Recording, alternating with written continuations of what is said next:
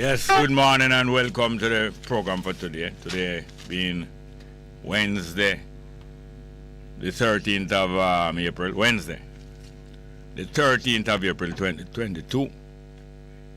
And as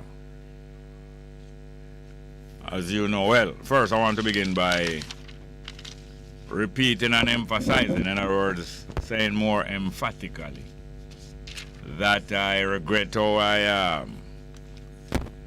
how I dealt with and handled the phone call where a listener was reporting of a very bad experience at the Spanish Town Hospital after rescuing a pregnant mother in need of emergency attention. Emergency attention started to show signs of delivering our baby. And the man said that he along with somebody else were made aware of the woman's emergency. Baby starting to show signs of being born. And he took her to the Spanish Town Hospital. When he went there was no one in sight. I don't know if he went to the emergency entrance, or what do you call it, the emergency section where emergencies are to make contact with the hospital. I don't know where he went, but he said wherever it was, he probably told me exactly. But they failed to see anyone of the medical staff or the service staff, that is like porters and ward assistants, there for several minutes. I said that the only people he saw, I think either one or more security guards, and appealing to the security guards for help, they were not very cooperative or maybe not capable.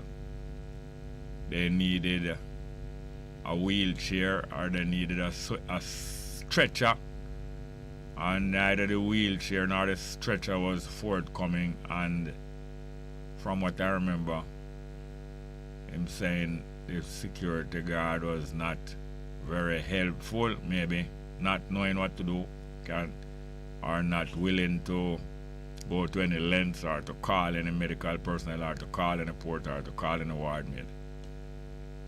And he was very moved by it and very upset. And he repeatedly, when I was questioning him, he at least 2 times said that he, at the present time, is feeling very emotional because it is like a disappointment and a shock and a waste to him after himself and another person came to the rescue of this pregnant lady. They were there being held up and not being assisted, and worse, the lady was being held up and not being assisted for several minutes. After a while, I tried to get him to tell me how long in all he had to wait before he got some attention and the lady got some attention. Eventually he said 5 minutes. Probably it was longer than 5 minutes, but I was pressing him and him said 5 minutes. But as I realized immediately after talking to him, and I did express it, that I'm sorry about how I handle it and I hope him don't feel no way bad. But on further reflection, I'm sure that I should have allowed him to tell his complete story before trying to ascertain things fact by fact and minute by minute. I don't know if him would bother to listen to the program again, having been disappointed yesterday, from my impression. But a good friend of mine from in the health services told me that every hospital supposed to have she wasn't sure of the exact name of the department, but she said every hospital is supposed to have a patient services department that responds to disappointments and complaints about this kind of thing. And he should be directed, that man and others, including the mother, should be directed to such department that every hospital is supposed to have. And this department is organized to address all concern of all attending the hospitals and not getting proper attention. This is what really, this is the way in which he should have been assisted and led. When to try to find out the exact name of such a department, and I think we're going to try get to the Spanish Town Hospital itself to find out if up to now they are aware of that situation yesterday.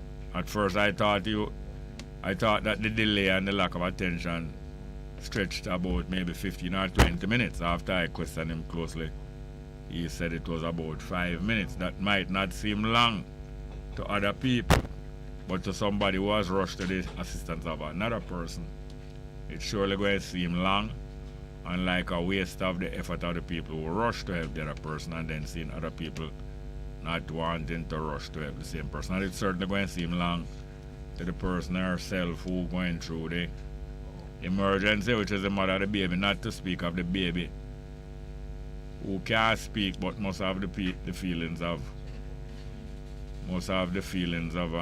urgency. Must have the feeling of urgency if they are not being delivered.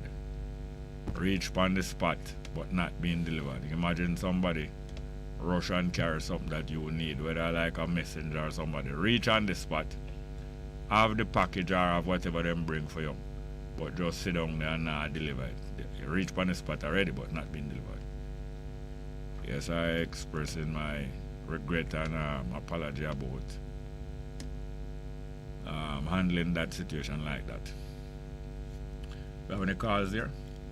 We're going to go to the telephone right away. Good morning and welcome. Handling that situation like that. Good morning, welcome to the program. How many calls there? I'm going to go to the telephone right. Good morning, welcome to the program. Are you there? Greetings, brother Jerry. Morning, sir. How you doing? Yeah, man, doing good enough. Yeah, man, just want to touch upon one other topic. You know, I called you yesterday and I tell you how the government use the private sector to force this job on Jamaicans who refuse to take it by refusing to give them work and promotion, etc., etc. Yeah. And there's another thing where I want to bring to the public, and it's a great injustice. You know, some persons who work in the supermarket, them call them merchandisers. Yeah. Those are the ones who pack the shelves. Yeah.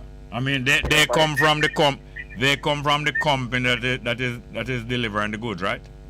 Exactly. So, if you're going in a supermarket, especially the Shoppers Fair progressive group, they required the merchandisers to wear shorts to come to work. To wear shorts? Yes. How do they explain that? How do they explain that? Well, years ago they have a problem with theft. So guys would have put things in the under them pants foot and tie strap it or tape it up and walk out of the store and, you know, thief the products. And they have experience that is merchandisers involved in this are ordinary ordinary customers. Customers can do it. Merchandisers, both internal and external, can do it. So they employ their own merchandisers who can do it, and most of the time is a inside job, so to speak, or crime. You understand? So, but external people did do it too. You understand? To be honest. So I understand they operate in a business, and if they are suffering loss, they must find ways to mitigate against that loss. But by the way, yes. the female merchandisers are required to wear shorts though. That's the thing. You know, some male lick out and say, oh, the female them now wear it, and them can't thief too.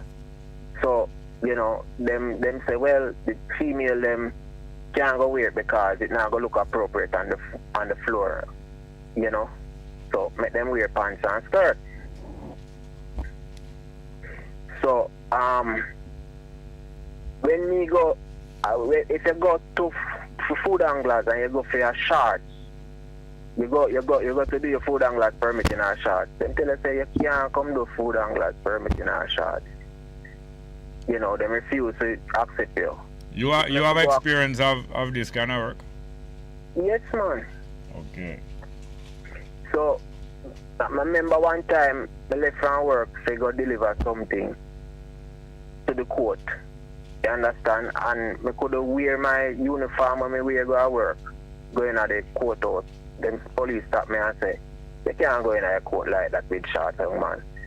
And when I go for my food anglers permit, I can't go for food anglers in my shorts.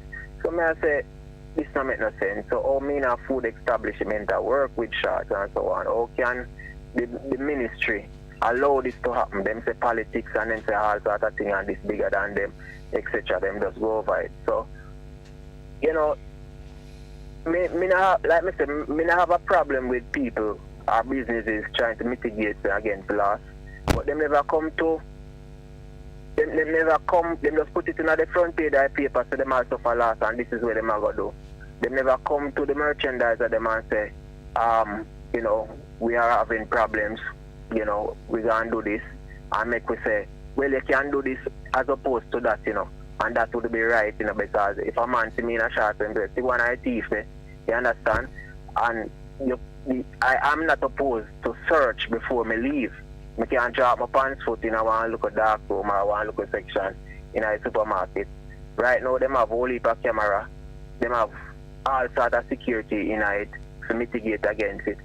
But the point that I try to make is when you have people who have money in this country, them can corrupt even the very government entity them, such as the people them who in charge of the food anglers permit, health people them. You understand?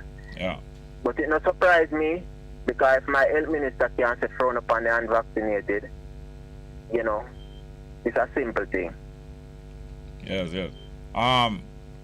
There's a video, I don't know how far it go around how popular it is, but I believe so. There's a video that I see about 4 or 5 days now of 2 young men going to a supermarket. But the surveillance camera follow them or catch them. And them going there, one of them direct the other one for thief something. Like the second one come like him an amateur, you know. But the more experienced one, you see it? 2 young men. No, them look like either teenager or early 20s. You see it? I never see it. No, I yeah, never them see going to a supermarket. And one walk down an aisle and tell the other one to follow him. And him walk down to a certain spot where certain liquor is on the aisle where him want. But they don't look like them is the usual guy who might have got thief a quarter liquor and go sell it. Probably them want a drink or them have a group, you know. Anyway, him walk down the aisle and point out a bottle of colored liquor. Not the white, not a transparent liquor like white rum or vodka. Colored liquor, it look like a bottle of Jamaica brandy, not sure. And then him walk when I left the one where I'm direct for thief. I bait up the other one, I use him. And the other one take off the thing off of the shelf. Meanwhile, the other one gone now. Because it look like him realize the camera they both, you know. Him gone now and left down. The guy take off the bottle of liquor off of the shelf. Push down between him pants and him underclothes. And immediately him push it down, him let it go. It look like trim amateur now. Him not push it down and see if it hits, you know. Yeah. Him just put it down and let it go. And it just slide right out trim pants. I think it's a short in my band, you know. It's a short in my band. It just slide out right and bust right time foot. And when it bust, him get frantic, you know, because the sound of the bus now, him not realize no camera upon him, you know. But when the buckle bus in the place now, him know say anybody in the supermarket that go hear the buckle bus. So him try to move out quite fast, but the buckle in front of him, you know, the bigger part of the buckle with the car can down on the ground in front of him. So him decide now for just sweep it where the man quick meanwhile the man move it. Sweep it where the under the counter that if anybody even come around, them now go see the buckle itself. So him can act like well, him don't know nothing about that. But when he must sweep at the buckle now and move off fast, now him not realize the liquor spread out on the ground. And as he move off fast, him just slip and drop. But if you see it, you want dead to laugh. Although you know, say, trouble him in there. him just drop same time, you know. It's a comedy you look on, you know, but the one of the supermarket push out that piece of footage, you know, about 15 seconds of footage. But I know them come down upon him now. They must come down upon him when they hear that broken. And them have the, you know, so them have the screen in front of them on the cashier. Yeah, man. So they must rush come down upon him. But them don't want to be in the picture now. The owner or the workers in there don't want to be in the picture. But they want to push out the picture in the media for sure say, see what happened to a guy will come try to thief from me. Yeah. But it must be embarrassing. Dar, tell me something now. These supermarket owners, especially the brand name that you talk about, have they approached the distribution companies? Or is the worker them talk to themselves and tell them to put on a short pan? They must approach the company. Them must approach the company, so the company would have to say, look here, we don't have to do it because we don't want to lose business, yes, etc. You understand? So, but the point of the matter is, if it's so-called, just like the grooming, them require certain grooming. Yes. You understand? If you require people to be properly groomed to perform a job, yeah, you should be in an establishment with shorts. You understand? When you can wear pants. Yeah, and proper grooming. May you discuss? Is me that you discuss the grooming yesterday? Yes, definitely. All right. Well, proper grooming, as we were saying yesterday, it involves proper first thing, proper hygiene. Not true. Don't go to the place smelling no way. Don't go to the place with no mess by you like you go to the toilet and you clean off yourself. Don't go to the place with no dirty clothes, whether it's school or work or whatever. Yeah, and one more thing. Proper grooming involves proper behavior. Don't go to the place go make no trouble. Don't go to the place go thief. True. So yes, the company, I agree that the distribution company should ascertain that the workers that I'm sending out are trustworthy and would never do a thing like that. It's really embarrassing though to know that because you're working in a low paying job, you're being handled like animal, or you're being handled like you're in prison, you're upon probation. Yeah, well, and you know, I understand proper grooming, but me I talk about proper. For example, if you work our fast food place, you're supposed to have a little net over your ears. So, yes. You know, either you're cooking, whether you're cooking. Exactly. Whether you're cooking or you're serving food, your hair is supposed to be secured. Precisely. Because hair can loosen up and get into the pot or anything else. Hair can loosen up and get into the plate of the people that you're serving or the tray. Not true. I learned this, you know, anything where you say that is wrong, expose it, especially when government or big business is doing it.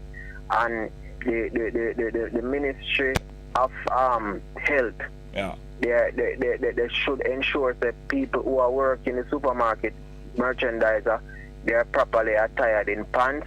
They have to find a way to search them before them leave if they have a problem with people. But them can't have for them worker wear pants and the rest of worker them wear shorts. I really noticed it and never know so that was what it about. I noticed it. Yeah, man, that's why I'm bringing it to the public. You understand? Because you know you have to try fight against the system in two things. Way you can. And yeah, two things I'd like point out before we finish. Because I prefer your phone back and we talk some more.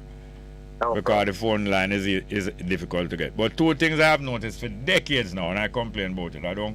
One of them I don't complain about so much, although it's serious.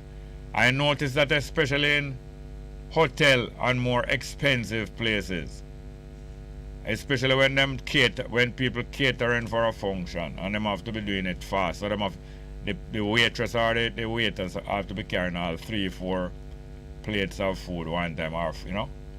That them very skillful and can balance all 2 plates, 3 plates sometime. One pan them arm and 2 in them hand. But most of the time, although it's expensive hotel and expensive food being served, I noticed the thumb of the waiter or the waitress in one of the plate, almost touching the food. And it come like as nothing. And the next thing I noticed, especially in some of the fast food place that provide seating and table for people eat if them don't want to leave with the food. people coming through and mopping up and sweeping while you are eating, not even saying excuse me, and assure that if money people were there, them would never dare to be sweeping. And it's not just the fault of the waiter or the cleanup person. It's the owners send them in there and the diners, and say go clean up. And their excuse is that them have to keep the place constantly clean. It's a disrespect. You think if it was a money place, them would be sweeping up and mopping up and asking people to all move them foot in a top price restaurant or hotel? Not at all. True. I tell you, man, them have no regard. The owners have no regard for the people. Especially, but them say to themselves, if them so stupid for eat fast food, we don't have no respect for them, probably. All right. Big up yourself. Shout you back tomorrow. Look more. Yeah, man. Shout back. Thank you very much. You want another call? Good morning. Welcome to the program. Yeah, Uncle. Hi. Go on. Yeah, man. I want to touch upon a little point. Yes, sir. Pertaining to Portmore, and when Neville always call about the informal business them. Yeah. Him always mention that them not putting in them money in the NIS to get benefits when them all. In other words, the business places making the deduction but not giving it to NIS, or them not making the deduction? Him say some of them now make deduction. Yes, a lot of that. Normal business. Me like a bar and like a shop them and like a restaurant and stuff. But talking about trying to overthrow this government here. Rather than putting the money in a freedom organization, why not discuss about trying to start a little organization for themselves? Me in a Portmore we start. See? Like for example, a little partner thing.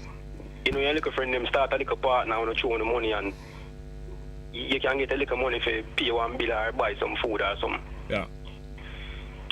What do you think about that? Yes, partner is one institution and one tool, very, very useful tool. And a partner is usually the preparation for a lot of other organizational skills. A lot of people, the first thing they ever involved in terms of a voluntary organization is partner. And the people who involved in it and who throw in it and them know how it for run, that them is just a member of the partner, but them knows if you have the fools, them know what you do and them point it out to the other ones. It's a very useful role that them are playing now. Just being an ordinary member, but I point out to the other ones. So some generalship are going, But also the person who is managing the partner usually learn a lot of organizational skills there and go on to do more things. But I believe that every community should have a community organization, like you have a citizen organization in every community, no matter how small it is. It's even one road. You understand me? If it's even one road, and if we can develop that habit more and more in Jamaica, so every community, if it's even an apartment complex or one road, whether it's in a poor people area or middle income people area, one road where the entire road of people exchange phone number, keep surveillance, keep a lookout. If them even want to hire somebody for look after the sidewalk, them and the decoration them. But if we start to, anywhere people start to organize communities as citizens, from it is even one road or if it's even an apartment complex, everybody in there cooperate with one another. That habit is going to lead to understand representation, and that habit is going to lead to demand answerability. You're going to demand anybody come in there and want any privilege that they want to be our representative. They must answer to us regular and answer to us respectfully, not like it's your damn blasted boss. And we have to keep track of them. Keep track of them, of course. At them every movement. And next thing, I see them put in price smart in a Portmore, and everybody a jump up and a go on and a go on. Oh no, everybody jumping up, glad or what? Jumping up, yeah, glad, but you know, say uncle, it's the next traffic problem that I get in a Portmore now. Because I see it start yesterday already. Yeah, the price smart in Red Hills Road is a convenience to some and a nuisance to the rest of the general public. It's a convenience to the price smart members. Yeah. But it's a nuisance to the people who live nearby and who have to use that road up and down. Yeah, because, alright, even the one in Portmore now, you find say a man who live in a Spanish town, or who live at Clarendon or Maple, him not have to go already road, him come to Portmore. Right. You know, see it. And without the man, them try to balance the traffic issue in the where Portmore is a city. Yeah. You know, see it. I just see that now will cause more problem with the traffic, and especially when you come on to a mountain or holiday time. Yes, of course. But let me point out something else about. I don't fight against them because I was a member for years. I can point out something else about the price mart up Red Hills Road. One of the time when there was a big hurricane, it never actually come Jamaica, but it did dash down a whole heap of rain, and there was a whole heap of inconvenience. In the night, before the hurricane done, looting start. People start broke some of the bigger places and start loot. And the next big hurricane come. The business place hire some police. I don't think it was security guard alone. Some police was involved. Hire some police and lock them inside from before the hurricane come. And when the looters broke in, them broke in go buck upon the police. And at least several of them dead in there, I believe. I think it's more than 2 dead in there. Did you hear that? What's that? What year was that? It's somewhere around 2005. I think 2005 a big water did come through here. I think about 2005. Oh. Alright, one last thing before I just point out that. I point out that to show that when these business places have a lot of money, yeah. If them going inconvenience even the traffic in Portmore or Red Hills Road, they have a lot of money can influence the police, the traffic police. Them can influence the corporation, the local government. Them can influence the central government. Even the other day, the local government, the mayor of Kingston, you know which area I represent? You know which area Kingston elect him as a councillor? Mackenzie. No man, the mayor of Kingston, it's Mackenzie not the mayor again. A man named Williams. Oh. You know, and then now him brother become an MP the other day. Yeah. And him brother constituencies paint up the sidewalk in them constituency in a green and white. Yeah, man. And the mayor is supposed to be the main official who's supposed to prevent people from doing that. Yeah. The mayor and the corporation don't prevent a man from doing that, you know. It's other people have to ball out and lick out. Right now, all night Prime Minister constituency, whole heap of green and white sidewalk paint up under there for more than 1 year now. You know? Then uncle, in the same community where I live in Portmore, yeah. I see a specific politician, orange man. The man paint a wall, some national hero up on the wall. It's a community center in a Portmore. Yeah. Some national hero was on the wall, and the man paint the wall in a orange, in a almost orange color. Paint out all of the hero them, you know. Yeah. Yeah, man. And paint out the manly them too? And paint out manly? Yeah, man, all of the hero them, man, all of them. Oh. 7 of them, and paint them out in almost an orange color. You know see me? I mean, I say, what kind of madness that? One fast thing I want to touch about the same price, man, and put more there. You have a little gully where run from Britain Road straight up to Manza, which part them build the price mart there. Yeah. You know, so the man them chose some whole heap of rubble down in the gully. What building they were fixing where that rubble come from? No, to the price mart thing? Yes. And price mart must be aware of that. Yeah, but it's not like them care because me see everybody up and running and them have put up big signs say price mart open and me drive past there yesterday and look down at the gully and them say then suppose I will show a rain for come. So it's not just a contractor who do the building to blame, you know? You know that? Yeah. Yes. Are the information we get, directives we get. Say put the garbage, put the rubble over there so. Or maybe them never tell me put it over there, but they are responsible for any litter that caused by anything that take place at them place. Yeah, man. Well, thank you very much. Yes, sir? Yeah, uncle. Respect. Cool now. Yes, the numbers are 619. We have any more calls? 619-1508. 619-1508 and 279-8473. 279-8473. We have going to the live chat right away, starting with Sister D. Ruben said, greetings, Ras Bongo Jerry and Bess FM family. One perfect love, Rastafari. Thank you. Bob Cosmic, greet Sister D. Ruben too, and greet everybody else. Johnny Johnson, hailing from El Paso, Texas and Juarez, Mexico, and tuning to Bongo Jerry Small. And also pointing out that edutainment musicology is on Bess FM. Jam down to the world. All cable and say Toronto in the building also. That's good to know that we have people from all about where both Jamaicans and Africans and non-Jamaicans are. Leon Robinson said, greeting Bongo Jerry, bless up, thank you. Takilemkwa. So morning Bongo Jerry, Bess FM family, all in the mix, on board, positive vibes as always, and bless. Leon Robinson said, news. The word news stand for north, east, west, and south. That's a nice symbolism. Kian Brown said, greeting Bongo Jerry Small and Bess FM family. Give thanks, I can see it in our daily reasoning. The surge of hope finally. Al Kebalan said, facts caller. I think I'm commenting one of the callers about presenting proper facts. Al Kebalan said, private sector people buy their way into government offices and corrupt the workers. Yes, some of the private sector people do it, and many of them do it. Many ordinary people, many people from all sections of society do it too, but them have more ability than they do who do have no money. Sister D. Ruben to Ball Cosmic and Tackle MK and K and Brown and Johnny Johnson said, blissful utterances in this moment and give thanks to life and waking for sight and next rise. Master Wilson said the older one is prof and the younger one, or the older one is the prof and the younger one is the trainee. Oh yes.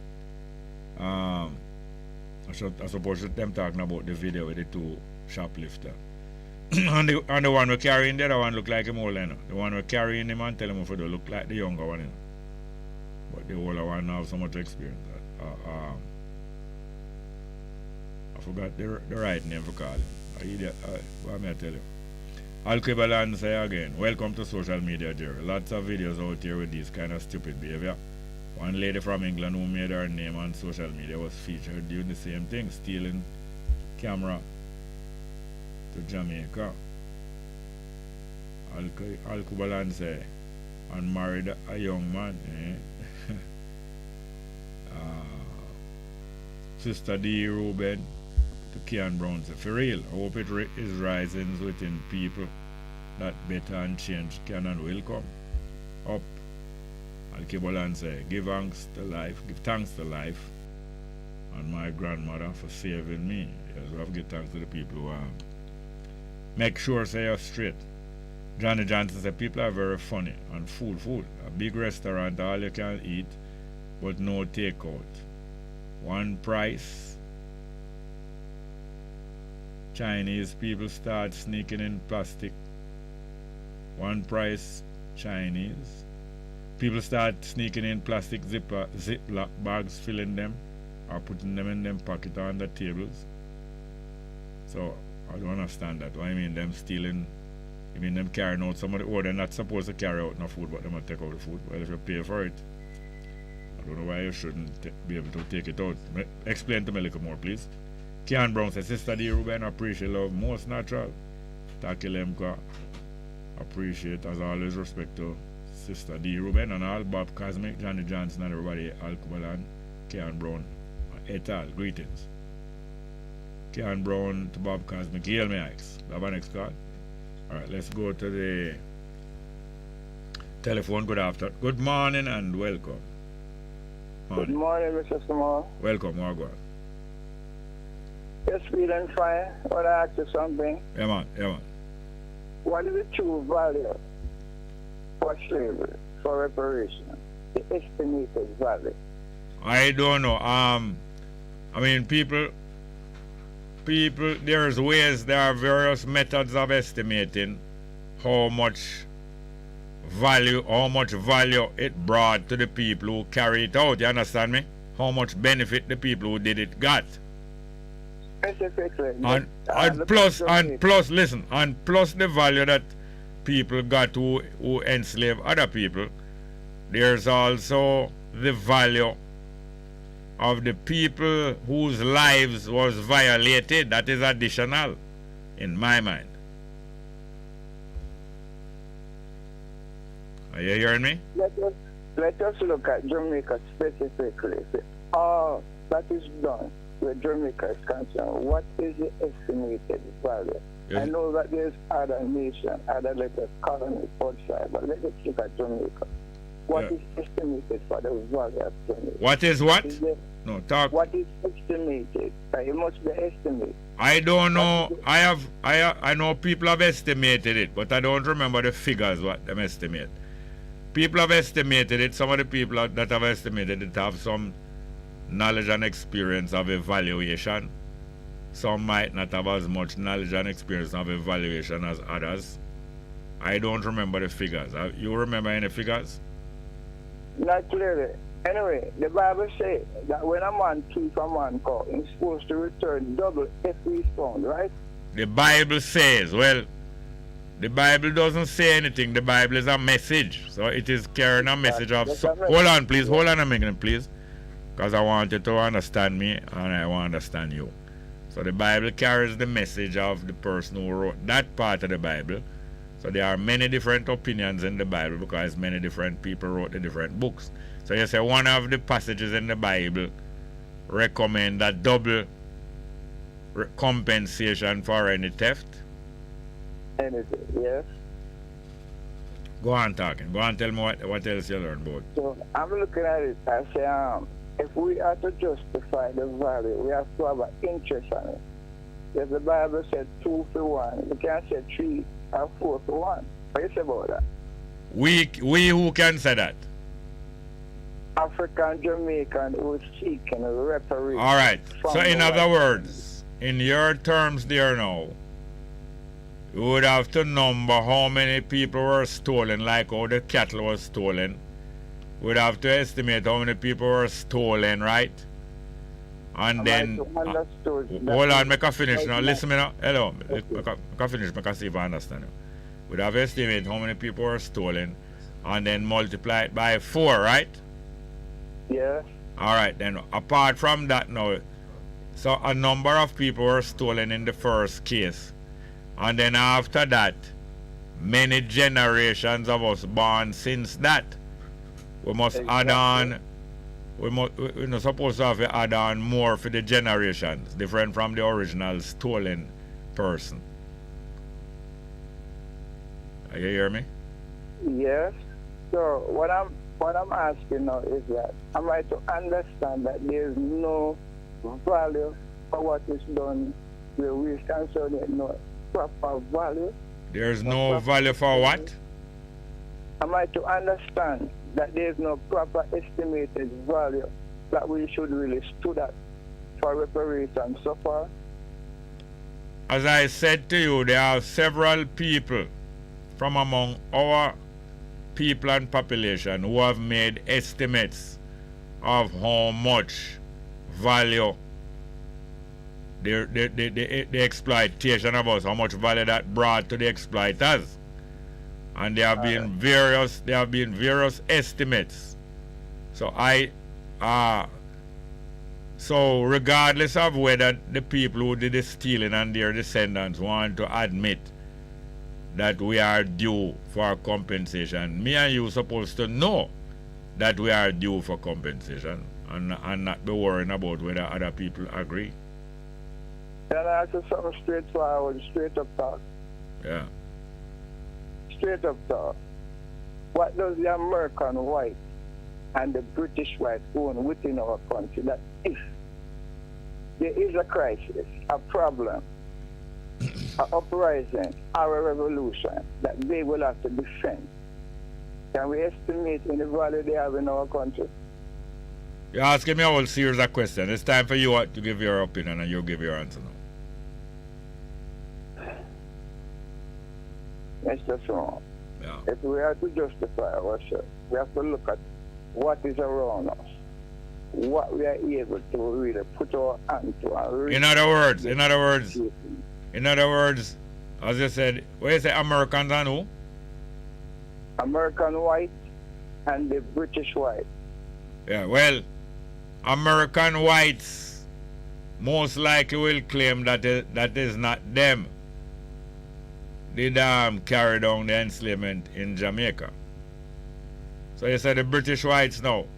What you are asking is that people who have damaged us and should compensate us, you are asking whether the property that they have in Jamaica should be held on to as a compensation for us, since if they're not willing to pay, their property should be held on to. Now that you saying? And that might not be yes or no? Is that what you're saying? Yes. Yeah. Yes. And that might not be enough in total. That is why I asked, what is the value estimate that we should stand at? You're asking me these things over and over. Have you not heard people estimate some values? You never hear anybody estimate some values about this thing yet? Yes, but I don't remember, right? A couple millions that Couple multiply into many other millions. But I'm about 60, 100. All right, give some of your ideas now about how the estimation should go and how the securing of this compensation, how we should secure it and make sure, how we can secure it and make sure that it is. What's that? I'm saying this. If we need to take something where the man feels, where we deserve, we say we deserve. We can't just jump overseas. Can't just jump what? We can't just jump and go overseas to say we are looking at anything. We have to start looking at the yard first. Is there anything among us that we can start deal with the other first? That's what we are looking at. Yes, all right. Instead of you asking me, you must state if there's anything else here. If there's anything here that we... hold on, please, sir. Yeah. I don't say what I'm saying, and nobody can go understand me unless I finish saying what I'm saying, unless you only want them to understand you. Yes, you are saying that if there's anything here that the people who owe us own here that you could take, you could seize, like you seizing the assets of somebody who owe you. Yes, sir. You must know if there's anything here. What you say? Well, it is my business to know. It is your what? It is my business to know. Yes, what and what you say? What is there anything here that you can hold on? I say it is my business if there's anything. I'm asking you if there's anything here that we can hold on. Are you aware of anything here that we can hold on to? But according to knowledge, they own a great part of the backside industry. They own a great part of the tourism. Yes. All right. What method? All right. What method? For our citrus and agriculture. All right. We want a great part among us, and yesterday we just stand up like we're a fool. All right. So what? All right. I would just like we're a Christian again. All right. So tell me something now. What force we could use to hold on to? What force we have that we can use to hold on to those things? Details are details. Certain things we don't want to really talk about right now because you don't know what it is like already. Where the government might not be a part of us. What is the estimate interest of the police? Hello. What I just asked you a while ago? Sir, could you repeat, sir? Did you hear what I just asked you a while ago? Could you please repeat? I am asking you if you heard what I asked you a while ago. Could you repeat what you said, sir? You're not cooperating with me. And let me talk. When you see when me talk, as me talk, you want to cut me. You're not cooperating with me, and yet you want me to expose myself, but you are saying that you don't want to expose yourself. There's no shadows, when the sun shines, and while we're living in the sun. I want everybody to know that there's no idea. All right, thank you very much for your call. Here, sir. Any more? Good morning, welcome.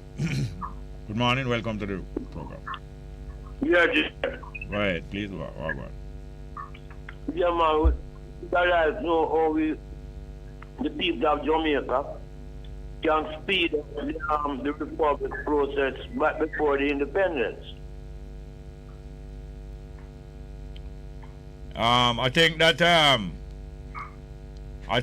the government, because they do not want it to be done before independence, have made sure that things are delayed to a point now where I don't know what speeding up can go on right now. If they want, they can do it right away. You know that? If the government wants to remove Jamaica from the jurisdiction or headship of the Queen of England, they can do it right away. You know that? No, I didn't know that. Yes, Barbados the other day. Remember Barbados did it the other day? Right. Did Barbados conduct a referendum? I don't know. I don't think Barbados conducted a referendum, and they have done it. So we'd have to have a referendum. No, I tell you, if Barbados can do it without a referendum, that means it can be done without a referendum. Okay. So when the Prime Minister talk about it, is an illusion him tell the people about? Yes, he's he might create an illusion to con people because he want to be associated. We have to go for the 11 o'clock. Call me back now, man. All right. Thank you before. Thank you very much. 11 o'clock. You're simply the best. Better than all the rest. Better than anyone. Anyone I ever met. You're simply the best. Bess FM 100 on your dial. Keep listening. The Ministry of Labour and Social Security is increasing efforts to get more eligible persons to sign up for the government's new social pension program. I'm Jermaine Nelson. Stay tuned for more. Some 7,800 persons are registered with the new social pension program. For the current financial year, the target is to increase the number of beneficiaries to 20,000. These pensioners receive $6,800 every 2 months. The funds are credited to each beneficiary's bank account or disbursed via their remittance agency of choice. Project Director Elsa Marks Willis says the social pension program will be a major part of the Ministry of Labour and Social Security's community engagement series during the first quarter of this fiscal year. We have a number of ads out there inviting persons, providing information. We are partnering with our churches as well on the ground to get the information out. Our social workers are in the communities seeking to, register persons. In the first quarter of the financial year, we'll be having what we call community engagement series, where we take the programs of the ministry back into the communities. The $800 million social pension program targets Jamaicans 75 years and older who are not in receipt of a pension or other income and are not living in a government care facility. To register for the benefit, all applicants will be required to complete a social pension application form accompanied by their tax registration number (TRN), National Insurance Scheme (NIS) card, a proof of age in the form of a birth certificate or a valid government-issued ID. Mrs. Marks Willis says the ministry has partnered with various stakeholders to assist eligible persons to acquire the documentation necessary for registration with the social pension program. Stakeholders include Tax Administration Jamaica, the Registrar General's Department, and the Electoral Office of Jamaica. The ministry is in collaboration with these agencies. The tax registration number is very important because that's what's going to be your unique identifier in the social pension management information system. Once you're having any challenge at all in terms of acquiring any form of documentation, we will assist you to connect to the various agencies. The ministry will also be rolling out a life certificate program during the first quarter of the fiscal year to support the new social pension program. A life certificate is an official document used to verify that a pensioner is still alive and eligible to receive a pension from the government. We'll be rolling out our life certificate program, which is a documentation that each beneficiary will have to produce twice for the year to support their life status. And that life certificate will have to be verified by one of the designated persons on the certificate who can certify that you are alive and you are still in need of the benefit. Once that is not received by the ministry, we'll have to suspend the payment until we can ascertain your life status. The ministry has set up a mechanism to automatically suspend social pension payments if they are uncollected for 2 consecutive payment cycles. the beneficiary has to either collect the payment or they have to have a named agent to act on their behalf. If the payment is uncollected, then it is red flagged after 2 missed payments. So if you haven't collected 2 payments, then we suspend the payment and an investigation is launched to find out why is it that you hadn't collected the payment. If it is just a case that you were sick and you were unable to collect, then we do a social worker report and reinstate you for the next payment. Project Director in the Ministry of Labour and Social Security, Elsa Marks Willis. For more information on the new social pension program, contact the Social Security Division of the Ministry of Labour and Social Security by calling 876-922-8000-9 or visit the nearest parish office.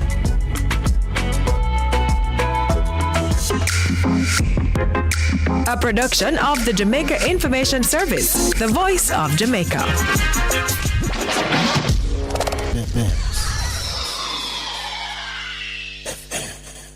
Hello? Nadine? Yeah? Me just pick up one Maxfield Easterbun up by supermarket phone. One Maxfield but nah go do. Nadine, that is all I could afford. Uncle Pat, Daddy and Jeffrey only eat bun back. And bun only come with front back and back. So where next back I go come from? If you want more Maxfield Easterbun, go up at the supermarket or check maxfieldbakery.com. Yeah, I forgot send credit for put on service then. Come on from the phone. Sure. Maxfield Easterbun. Do it to the max. Looking to clean your vehicle super clean? 123 Clean Car Wash, located at 2 1/4 Osborne Road, Kingston 10. Entrance on Grove Road, below Tropical Battery. They wash and vacuum, undercarriage wash, engine wash, polish and compound, shampoo and detailing. Call them at 876-631-3400. 123 Clean Car Wash, the best in the business for a cleaner wash. 1, 2, 3, believe me, it's so easy. 1, 2, 3. Vaccination Printers for all your printing needs. We specialize in calendars, flyers, brochures, and more. Call us today at 968-7506. That's 968-7506.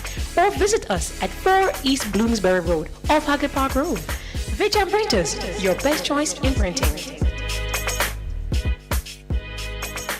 For a better choice in all your electrical supplies, A, authorized 3M dealer and better brand names. B, better service including free island-wide delivery. C, all major credit and debit cards accepted. It's ABC Electrical Sales. Shop number 8, Hagley Park Plaza, Kingston 10. Open Monday to Friday, 8 a.m. to 5 p.m. Saturday, 8 a.m. to 4 p.m. We make your electrical jobs as easy as ABC. Call 754-3825-8 or fax 754-3659. ABC Electrical Sales, for a better choice. It's good, it's better, but nothing beats.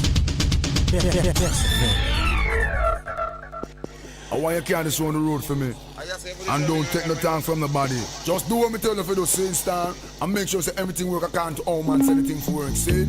Take back yourself and bring back yourself in a one piece. Make sure you reach. Hear me? Lord of mercy. Hey, Lord of His mercy, Lord of mercy. Driver, don't stop at all. Drop this Arizona round an Albemarle. Driver, don't even itch. Collect the little food there and come back quick. Driver, just remember the damn speed limit. Cause if you're running the fence, my friend, that is it. I've got an Nextel phone and a singular chip. Any problem you can reach me on this. I pounds them and buy when a tons man a ship.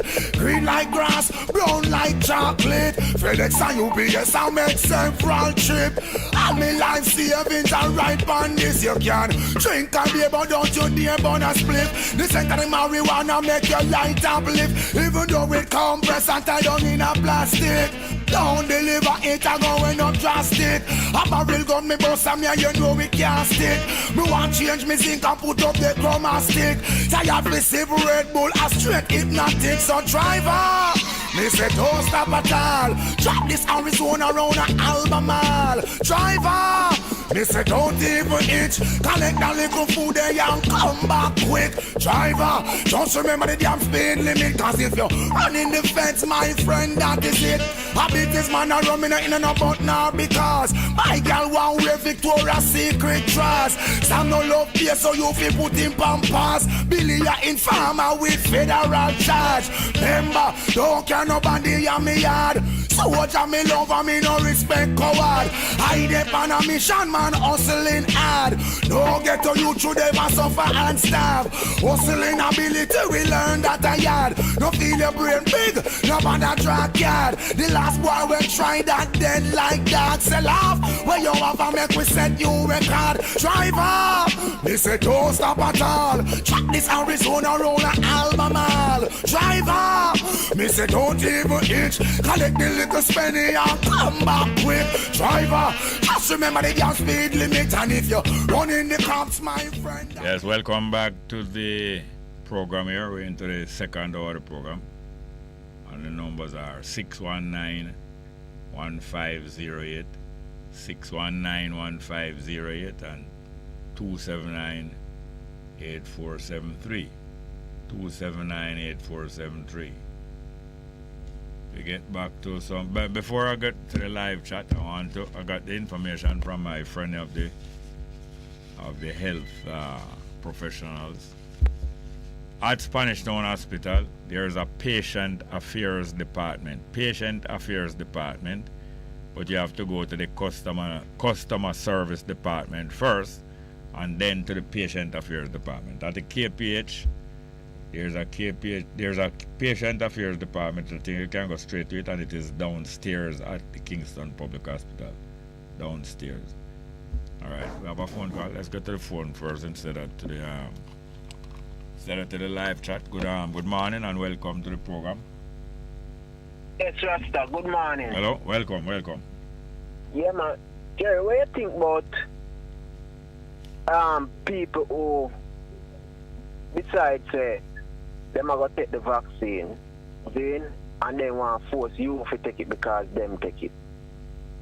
You mean people associated with it, like friends and family? Yes, and workplace, and you know, them decide to take it because for whatever reason they want them visa, they want less hassling with the government and private business. You understand? So them decide to take it, and basically I tell us, say, yo, we are idiot if you not take it. Instead of focusing on the people who want to force people to take it, I focus on the people who are subject, people who subject to the decision. Everybody is subject to themselves. Yes, sir. In deciding whether they want to allow themselves to be vaccinated. And I don't think anybody should force anybody else. I think each person should decide for themselves, and if they're not sure about what it is about, what is the cost or what is the result or the effect, them should have familiarize themselves with people who them can trust and make people learn from several other people what it is about and what are the risks, and make a decision for themselves. Because personally, you know, I don't have a problem with anybody who decide for whatever reason they want to take it. You understand? But if you're going to make me look like, say, boy, I am a threat to you and your business by not taking it. I mean, this is where I expect, and probably my expectation, you know, not realistic. I expect the government to defend those citizens. I expect the church. Hold on, when you say, when you say you're expecting these different groups to do different things, why is it you're expecting the government to do the best thing for you? Why? Because them say they were elected to protect the rights of the citizens. Yeah. Well, how long ago you leave school? Well, I leave school about 20 years now, you know. Having left school 20 years by now, you should have enough experience to know whether government will always do the best for you or make the best decision for you. So you still you still expect the government to make the best decision for you from your 20-year experience? No, man, that's why my disclaimer is if my expectation is for them, it'll be a fool, you understand? Because over the years, PMP, JLP, NDM, Posha, you name them, Bruce, all of them in terms of, when I say there is no good that they done, but they do more bad to me in terms of policy, in terms of, you know, continue the status quo to remain the same. I mean, Jamaican people have no land. All right, hold on a minute. Rights. Hold on a minute. So you realize that it's not only Jamaica state so where government not doing the best, looking for you. You realize it's not only Jamaica state so? No, not Jamaica alone, my boy. All right, so therefore it is a human, just like how it is a human right for you to decide for yourself whether you want to take the vaccine. And it's a human duty for you to find out things and make decisions for yourself.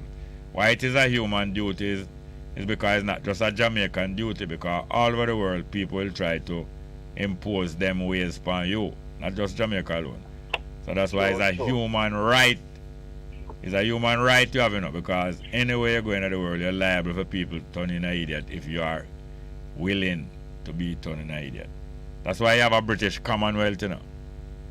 You have a British Commonwealth because many different peoples all over the world have been willing to stay linked on to something where exploit them.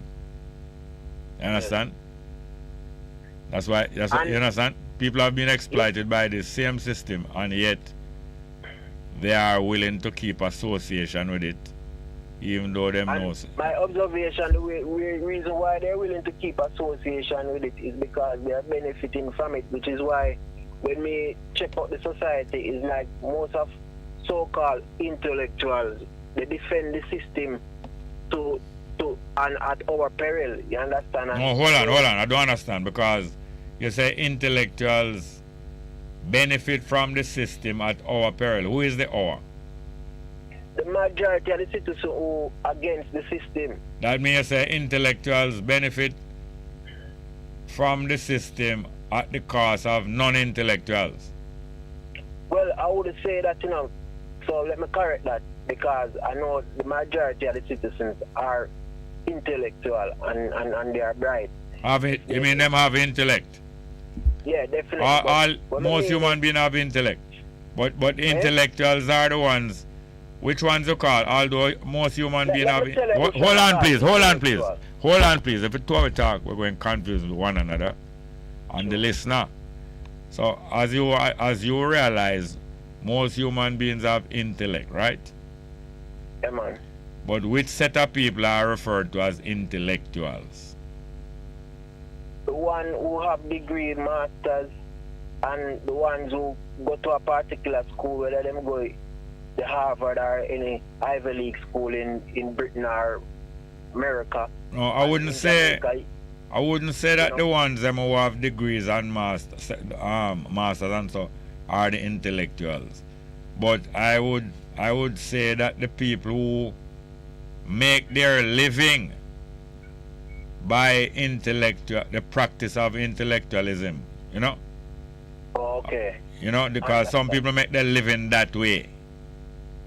Whether they write or them teach or them practice developing theories. Anyway, so it's just like how you have a thing them call intelligence. All human beings have intelligence, but them name a certain section of people intelligence. Yeah. So anyway, generally speaking, you say that the intellectual, the people who are intellectuals usually go along with the dominant system. Yes, well, my observation, not everybody, put everybody. Not everybody, but most comfortable people. Yeah. Most people who comfortable. Especially the one who sometimes you see them on CNN.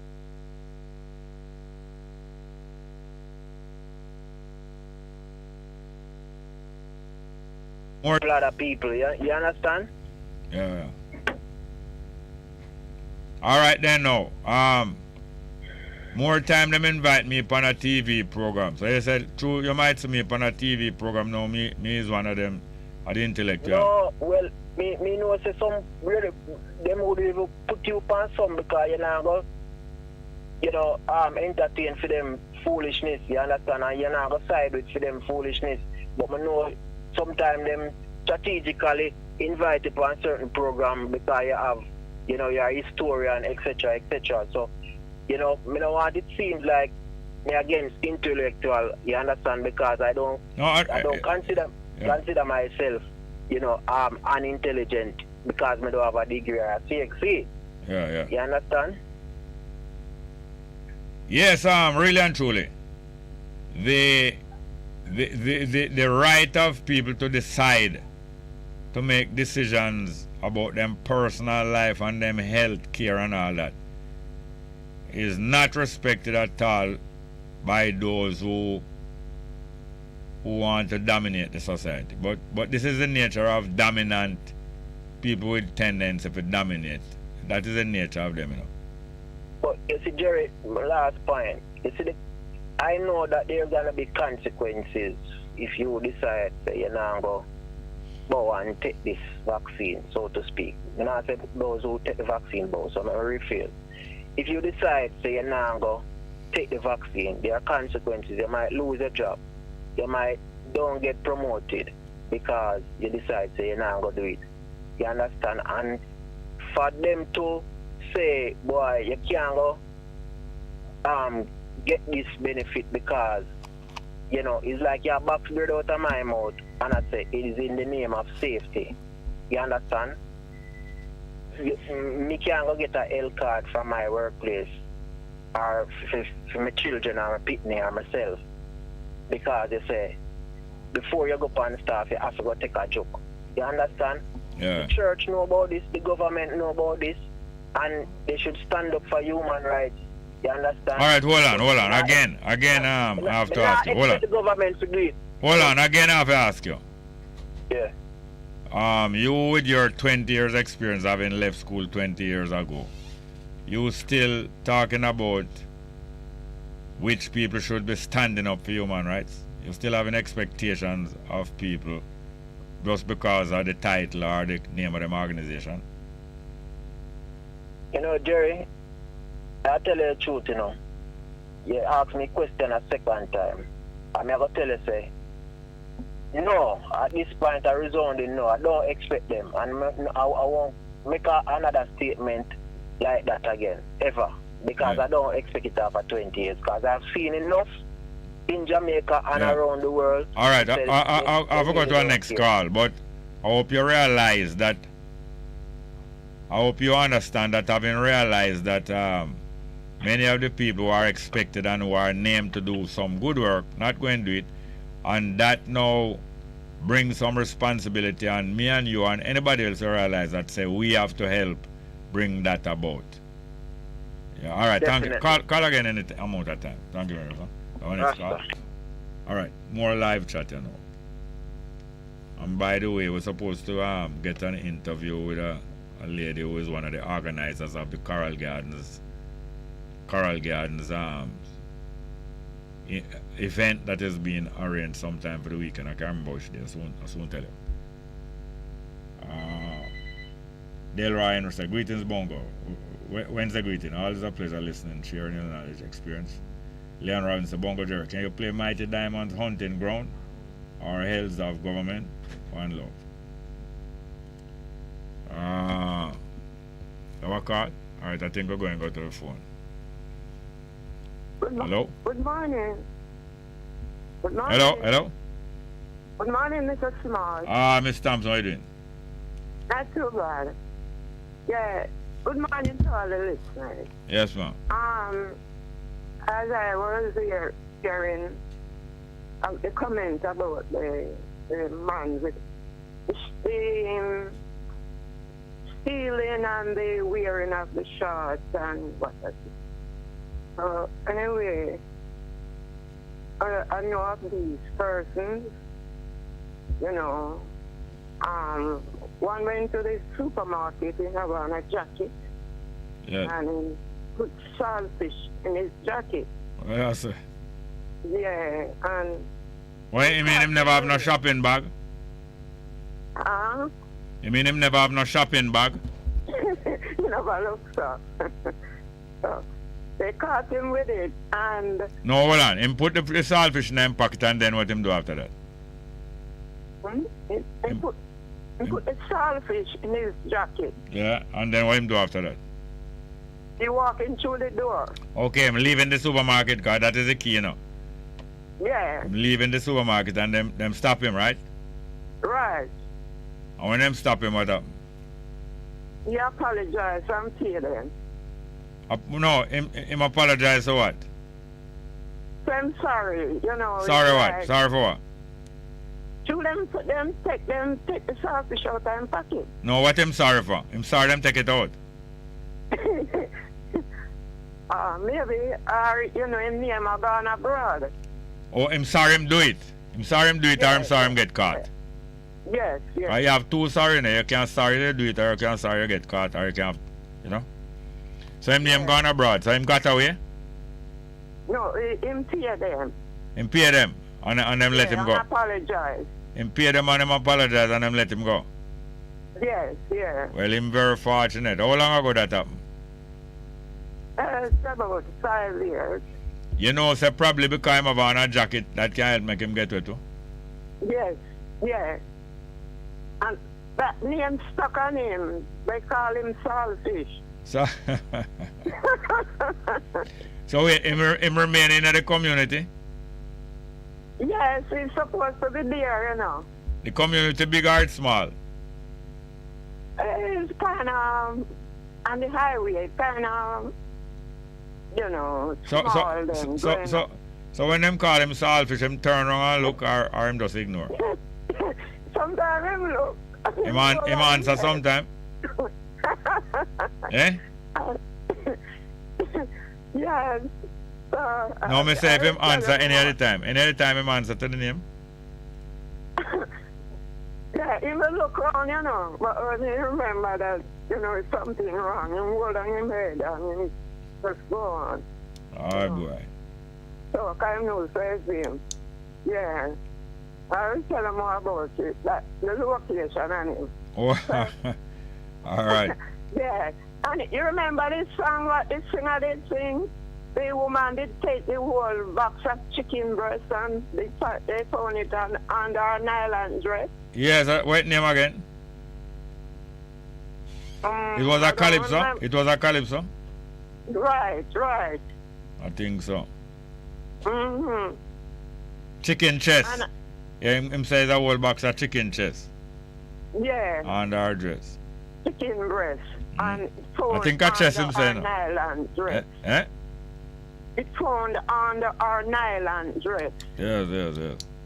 Mm-hmm. Yeah. And this singer again did have this song. He wear short shorts. She wear short shorts. I remember that one day. She, okay. She wear short shorts, yeah. I remember that one day. Yeah, man. Yeah, again, Register General now. I don't know if this is real.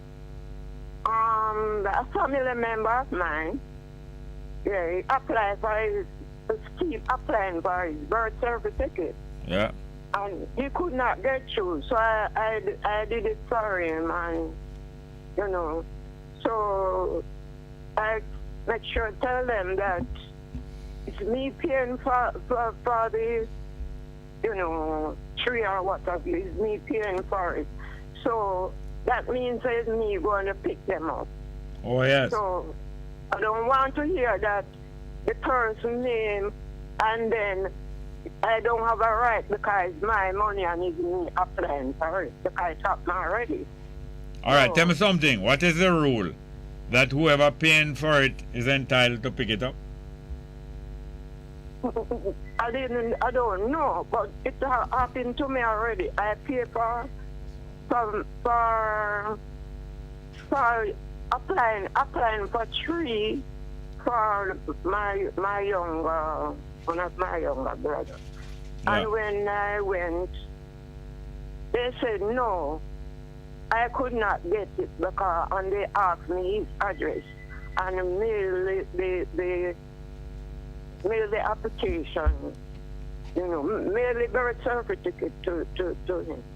And it's me pay for them. Boy, that does sound, I know how aggravating that's supposed to be, Yeah. So this time I tell them, no, it's not going to happen because, I have that experience. So anyway, when I get the birth certificate, I open them, and he just his first name and his middle name, and yet both of us share the same surname. And mother and father is there. They were married, and he have no surname. So you say when you open it, there's a birth certificate, but it's not bearing any surname. No surname. You see it?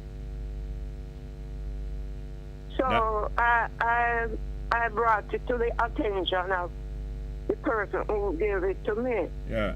So they were saying that they couldn't do anything. Maybe we have to go to Spanish Town or, because I saw them get it. And it's a long time because, he's just maybe five years younger than me. Oh, yeah. So I was saying, if something can read, if this is real, or it's just a money-making thing, or what have you. Well, just as how my friend called me and tell me the name of the complaints department for the hospitals and so on, I am sure that the Registrar General Office have a complaints department. And there was a Registrar General there one time, I forget what her name, a lady. And she used to pay a lot of attention to any complaint that people have. She used to walk up and down. It's very rare you see that. The head of a big government department, she constantly on her foot walking up and down in the Registrar General place, from line to line, from cashier to cashier, inquiring if anybody have no trouble. You remember that lady there? I hear about her. Yeah, man, she was great. I never, a very few head of department just to take an interest not only in them work, but take an interest in the customers and make sure them every day she up and down and very available and very accessible. So true. Yeah. So is that maybe what me and him have to do now? But sometime I don't know if it's that lady or somebody like she still did, Yeah. Yeah, man, because one of the main purposes of getting a birth certificate is to establish definitely what is your family name and who you're related to. So, a big thing that. But check it out and tell me what you find out, yeah, man? Yes, okay. All right, thank you very much. We have a next call? Thank you. All right. Yes, ma'am, all the best, yeah? Next one. Good morning. Welcome. Yeah. Good morning, Mr. Smart. Welcome. How are you doing? Yeah, me well. Yeah. We have about two topics we want to touch. Yeah, man, go ahead. Me hear one African leader for visit Jamaica. I don't know which African country I come from. I think the country name, wait, beginning of that. Wait, name again? I can't remember the name of the country, but it's one of the countries that Germany did have as a colony one time. And then I think it turned over to another country. Yeah, what you said, that is one thing I want to find out is the name, or you want to find out somebody visit? Well, I'm interested in them for come because, me that pre that for a while. Me that like all of the African countries them for visit Jamaica and have a experience of all the people them have lived from slavery until now. Yeah. So I'm glad to visit and me that like the other 53 to come in and see if them can come one time, them can come different time and come experience Jamaica. Yeah, so we you have a mix. Because when them come, then Rwanda. we can talk to them. Yes, I think the name of the country is Rwanda. Okay. No. Rwanda. All over the world, you see. You hear me? Them did in some turmoil a couple of years ago. Yeah, Rwanda. All over the world. You hear me? Yeah, me hear you. All over the world, And in regions, different regions of the world, you have some of the countries stay one way or some of the leadership stay one way and others stay a different way. I don't think there's any region of the world that all of the leaders or all of the political representatives have a one view or a positive view the same way. So in Africa, you have some African countries and have some African political leadership and some African governments that very sympathetic to other people who coming from their ancestry. And you have others don't too care about that. All them care about is contacts and links with some other big country can help them or somebody can get money from. You understand me? Yeah, man. Like the Jamaica government no business too much with our values, you know, with the values of the people of Jamaica. They're more business to link up with who them believe can help them, like England and America, and try to keep company with England and America. And I don't mean the black American and the black English people neither. What's the next thing you want to talk about? And all right. The next thing is reparation. When I talk for reparation, I not talk for myself alone. And you have some miseducated people take me wrong. After me don't talk, you have to hear some of them. No, you don't spend the time to discuss about hello. Don't make no sense. Don't spend the time to discuss about what other people go and think bad you and wrong you. Because it is not worthwhile to spend the time doing that. Yeah, what you want to say about reparation? Yeah, reparation. That's why I say me like the African country them to come in, because it's like them don't know what going through there a long time. Them don't really know what going until the internet something come in. Some of them. No, they are well aware. They are well aware. They are well aware of what's happening. I just that more. So other time we talk to you. Yeah, man, they are well aware of what is happening. Most of them who travel or even don't travel, they are well aware of what is happening and the attitude of their countries, you know? Yeah, I wish all of them come in, Mr. Small. 54 of them. I wish each one of them can come in and have an experience of the people in Jamaica. Yeah, that's reasonable. That's reasonable. Can do better for unite the country and make the people them can uplift themselves. Yeah, that's reasonable. And travel from all there, so because most of the people them come on in a bandage, you know. So it's a great thing if you can release yourself from the bandit, from slavery. For all that time, yeah? All right, thanks for the call. Here's another one. Yeah. Next call. Good afternoon. Good morning and welcome to the program. Good morning, welcome. Indeed, Brother Jerry. All gone. Did I hear trying to recall Patricia Holders a while ago, RGD? Oh, yes, Patricia Holders. Yeah, man. True. Yeah, man. It's interesting how some of these people can just slip away into their, shall I say, retirement. Yes, and she was a church lady. I think she must probably get more involved in our church activity. Boy, Jerry, you take the word out of the mouth. Wow. I was going to use the word H-O-L-Y, you know, lady, you know? Yes. You ever heard of our activity or go there and see her on the move? No, you know, but I've heard much about it, you know? Yeah, man, always. Indeed. Yeah, right. A matter of fact, I think she was another thing that she was well known for. I think she used to keep some little devotion at the office there sometime. Yes. Yeah, man, and I'm sure it gives some people a lift, you know? Yeah. Indeed. Oh, but sometimes, Jerry, these things lift your spirit without you having to be sipping on any spirit, you know? Yes, man, yeah, man. Save your whole money, yes. A serious thing. You know, so one day I went to a clinic in Nigeria, and I must say I was a little disappointed. Not saying that persons have to join into other persons' religious, you know, activities, but there was a number of baby mothers there. Yeah. And a young lady who worked at the clinic, you know, decided to have a little devotion, you know? Yeah. And the expression that I saw on many of their faces, you know, it leaves much to be desired, you know, because it's as if they were saying, what is for, you know? Make sure if she didn't let go some of them music, they would tell her to do this and do that. They would have a problem with it, you know? But yeah, I don't know if you will admit or agree that people imposing religious activity on you can be very unpleasant and uncomfortable still. Yeah, that's true. Yes, that's true. Because like you I must admit. What's that? she did it gracefully still, I must admit, you know. Oh, like in a It bus. was more like a suggestion. Yeah, I have seen. I used to travel in a early morning bus where a lot of university students, UTech students, and high school students travel on that bus. And both the bad music, and this is all JUTC bus, me all dirty music are playing. Although JUTC is a government company.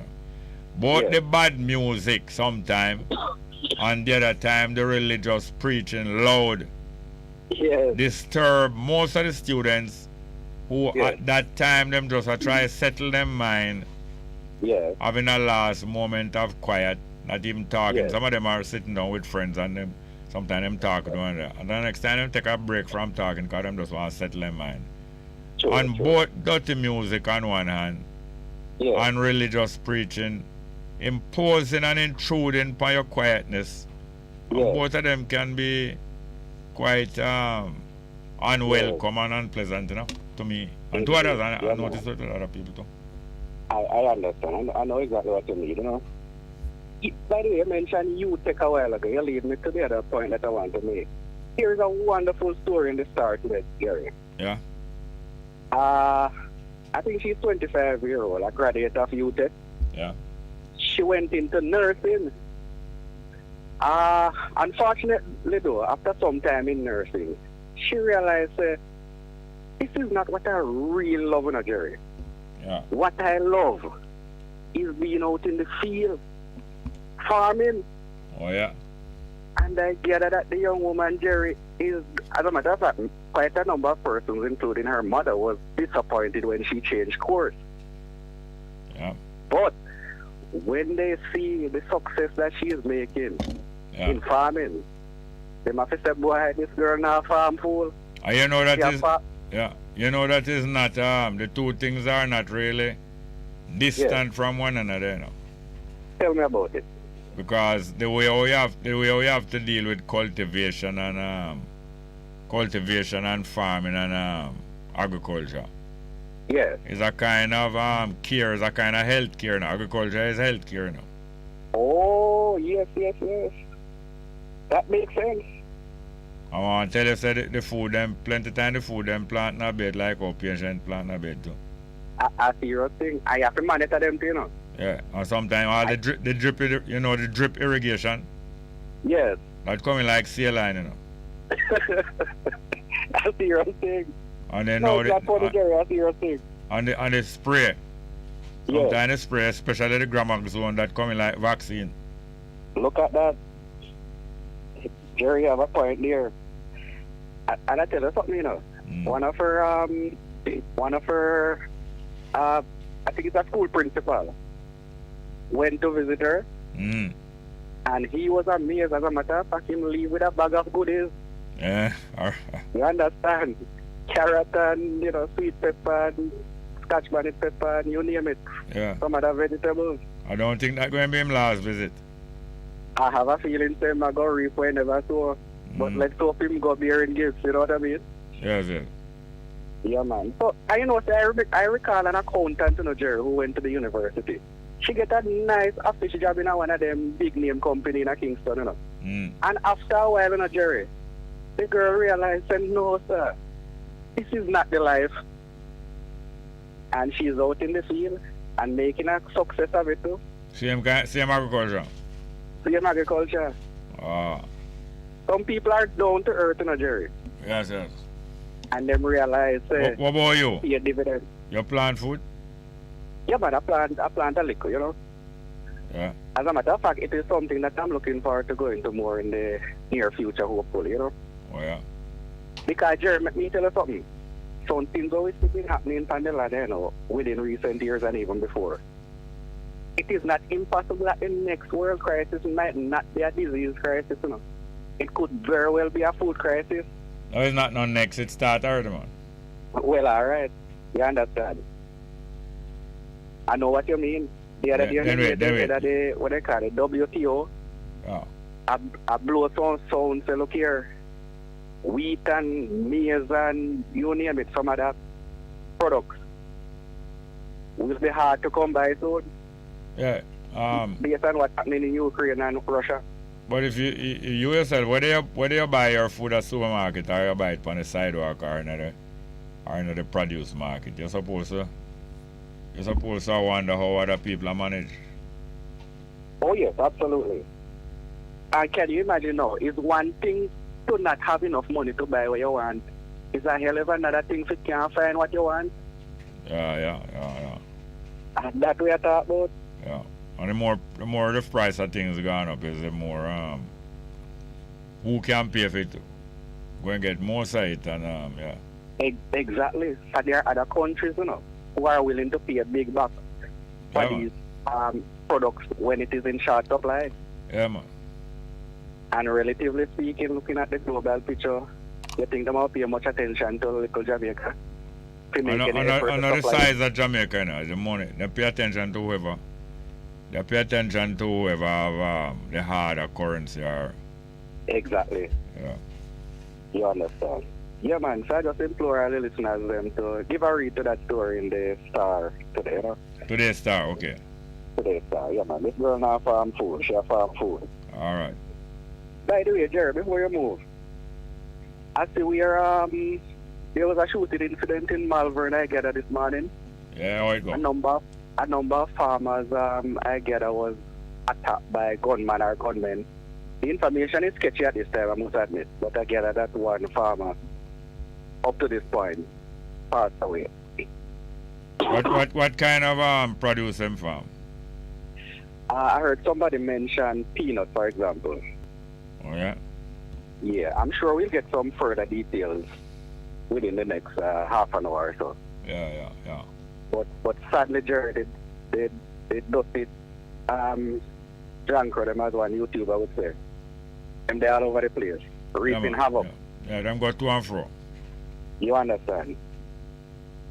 And I tell you something, bars and parties and dance and, certain places like these and events, it would be much more supported if it wasn't for the fear of crime and the possibilities of what can happen. Yeah, man. All right. You want to hear more about the Malvern thing, tell me? Indeed. All right, thanks a lot. Just have a next call. Indeed. All right, let's get back to the live chat. You say one say, "Hey, Bongo, what can you tell us about Joe Higgs?" All right, I'm not going to talk too long about him, but Joe Higgs was a very well-known singer from the late 1950s to 60s coming up. Well-known singer in a singing group, and also a very good trainer of other musicians and singers, coach and train them, and also, yes, a very good solo singer too, very good writer of songs too, very good in many ways in music. Joe Higgs, and helped develop Bob Marley, the whole of the Wailers together, and many other groups by training them and coaching them. As a matter of fact, when Siaga got into music mostly because him started to record the folk music and the religious music of the Jamaican people, and then little more him get into the popular music.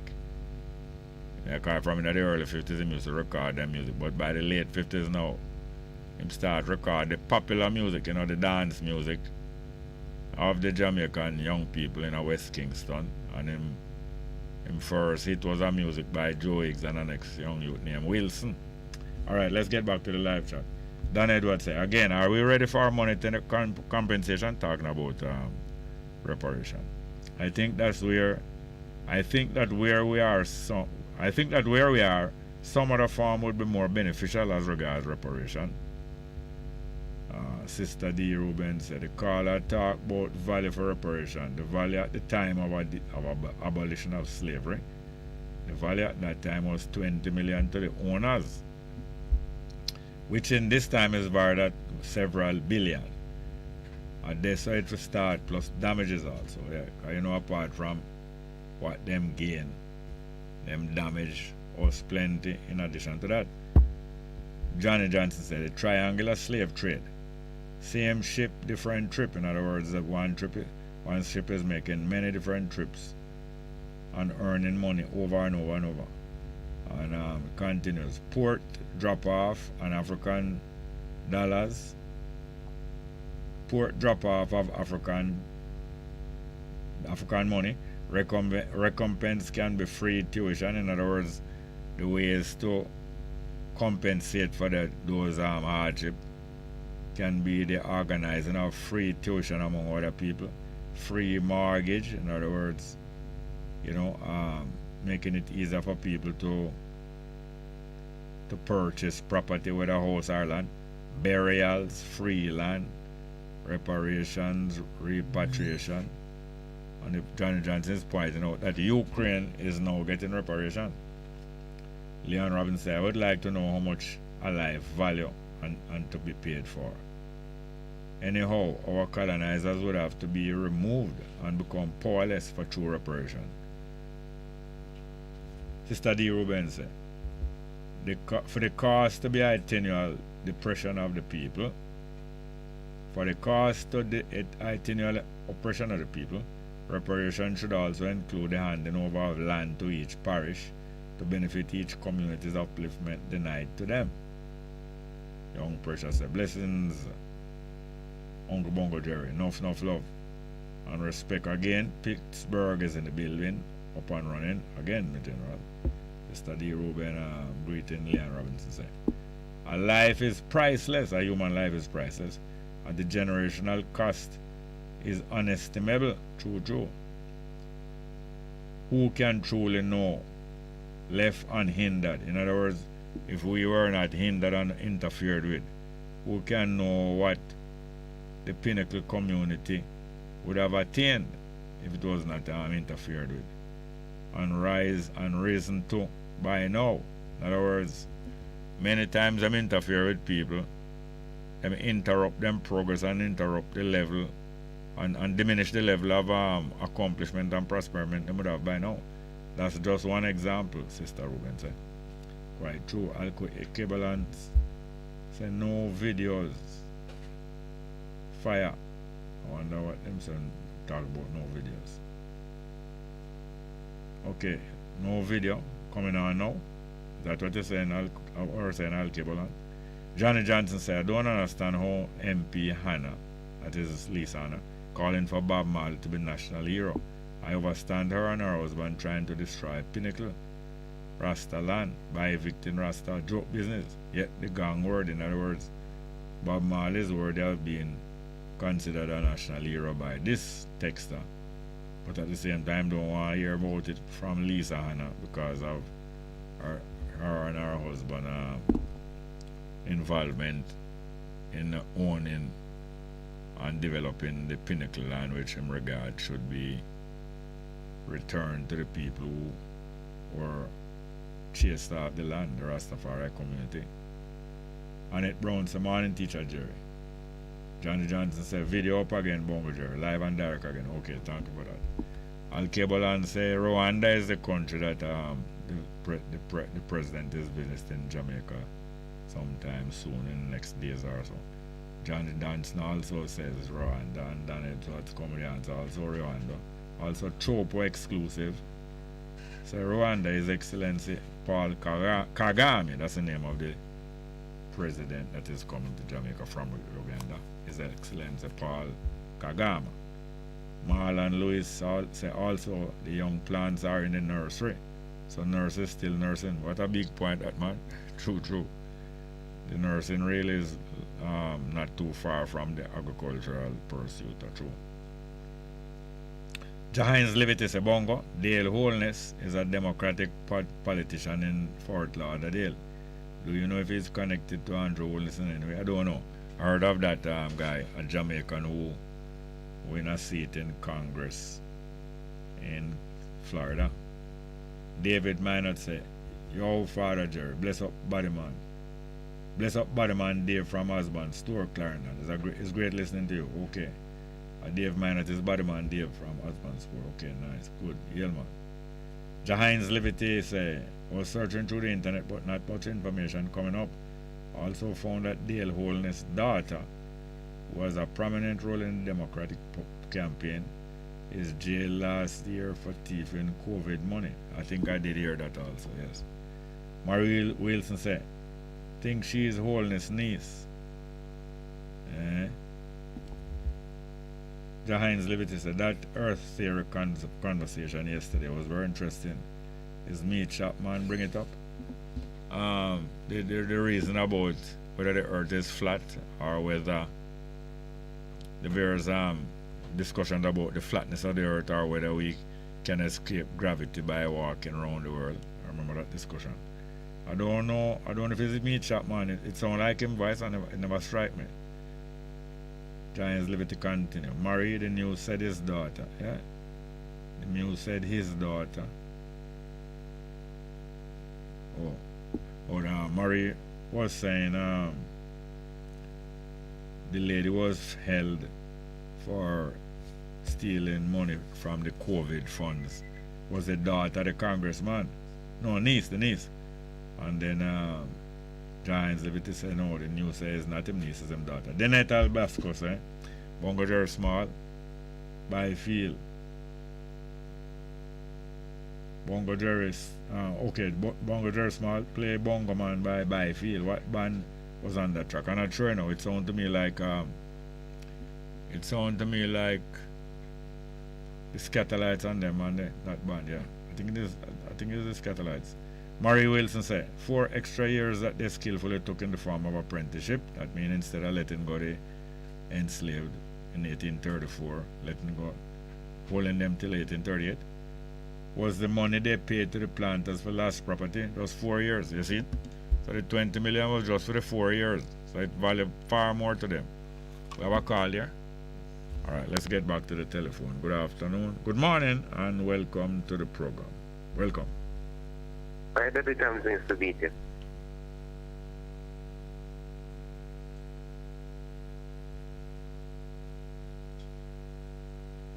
Go ahead.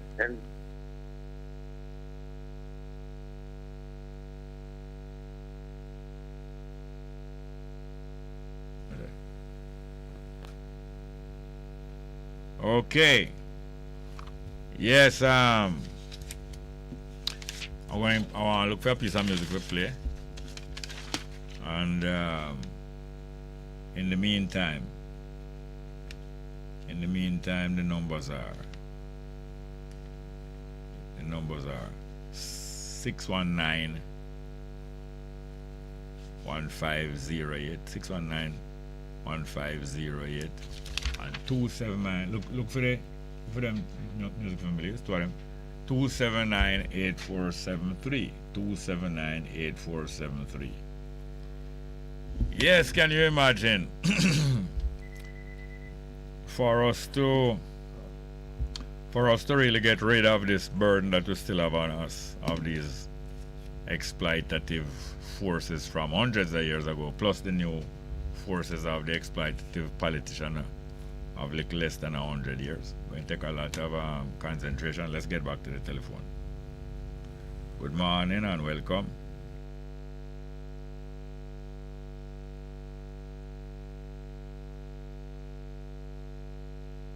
Hang up, why? Oh, the same mess, no? The same mess. All right, I'm going to see if we get the next one. The next one, okay. Go ahead, please. Good morning. Yeah. Hello, good morning. Go ahead, please. Hey, how are you doing? Go ahead, please. Yeah, you hearing me? Yeah. Yeah, it was actually 47 million pounds that was to be paid to the farms, to the planters, but they could not afford it, so they made us work for another customers to pay off 20. Talk a little slow. 47 million pounds worth to be paid to the so-called slave owners, right? Yes. But what? But they could not. The British government could not. Are you breaking up a little? The British government could not what? Could not afford the 47 million pounds. Yeah. And therefore what? Yes. So therefore they made us work. They said that they would keep 4 more years work to pay 27 million out of it, and the British government was 50 million. Okay. So instead of them paying them 47 million pounds immediately, they give them 20 million pounds and 4 more years free work. Yes. All right. You see that? You see it? It's not free. What's that? What did you say again? All right. We'll find the second piece of music. I think that one quicker. All right. See if you find the second one, please. But you see, I have not been following up some more of the more recent findings and documentation. But as you know, since recent years, people have been getting more and more information and documentation from those times. And here it is, this brother is telling us that, and it sounds quite credible and believable, that it was 47 million pounds that it was estimated that they thought they should compensate the slave holders with, but because the British government could not could not find that amount of money at that time, or they claimed they couldn't find that amount of money at that time, they made an arrangement to pay 20 million pounds to them, plan to them 20 million pounds immediately, and then organize for them get 4 more years work out of the Africans which were supposed to be let go in 1834. Very interesting, that's unbelievable. The second piece of music. Alright. We'll reach 12 o'clock. After the break, we'll get that music. Midday. You're simply the best. Better than all the rest. Better than anyone. Anyone I ever met. You're simply the best. Best FM 100 on your dial. Keep listening. Good day. I'm Andrew James Sawyers with JIS Midday News for Wednesday, April 13. Coming up, government working to undertake single largest infrastructure project, psychosocial program to be implemented in schools, and Justice Ministry urging JPs to work together. The news in detail after the break. NIS pensioners. Early encashment continues. Any pension order voucher with a payable date in April 2022 may be encashed as of Thursday, April 7. Collect your April payments at your convenience. Simply visit your designated post office. Pension vouchers can only be encashed at post offices. A message from the Ministry of Labour and Social Security. Now the news. The government is getting ready to undertake what will likely be its single largest infrastructure project on the island to date. The project will see to the expansion and maintenance of 60 kilometers of roadway from Montego Bay to Ocho Rios to include Maumee Bay to Salem, Sea Castle to Greenwood, and Greenwood to Discovery Bay. Minister of Finance and the Public Service Dr. Naja Clark on Tuesday sought affirmation from Parliament for an amendment to the first schedule for the Procurement Act 2015 to facilitate access to market-based solutions for the project through the International Finance Corporation, IFC. The IFC has been working with the government of Jamaica and has provided up until now its services free of cost on a pro bono basis. We now, based on the work done to date on this 60-kilometer stretch and all the preliminary analysis that has been done and the data that's been generated, we now seek to develop this project further to result in an open and competitive process for procuring the construction services. To do so, we need to engage the IFC to provide the advisory services that are necessary to develop this project and bring it to market. Dr. Clark says the overall project will cost approximately $120 billion. Meanwhile, the Finance Minister says amending the Procurement Act 2015 will improve large-scale road construction and maintenance. In addition to granting the minister enabling powers, the Act is being amended to allow financial advisory services from the International Finance Corporation, IFC, with respect to road development projects in Jamaica. The IFC is the private sector arm of the World Bank. Jamaica will be moving to another level in terms of our infrastructure procurement. And it's something for us to celebrate as a country, that we are going to be opening up a market-based process for the procurement of large-scale highway infrastructure, where with the IFC's advice and help, we'll be able to go to market specify what it is that we want to procure, and we'll invite firms from around the world to make their proposal, and it will have the benchmarks for which the team involved at that stage to select the best bid that comes forward. Dr. Clark says the amendment will attract big firms with large balance sheets willing to take on the projects in an open and transparent manner. The Ministry of Education is implementing a psychosocial program for grade 10 students in a bid to tackle an upsurge of violence in schools.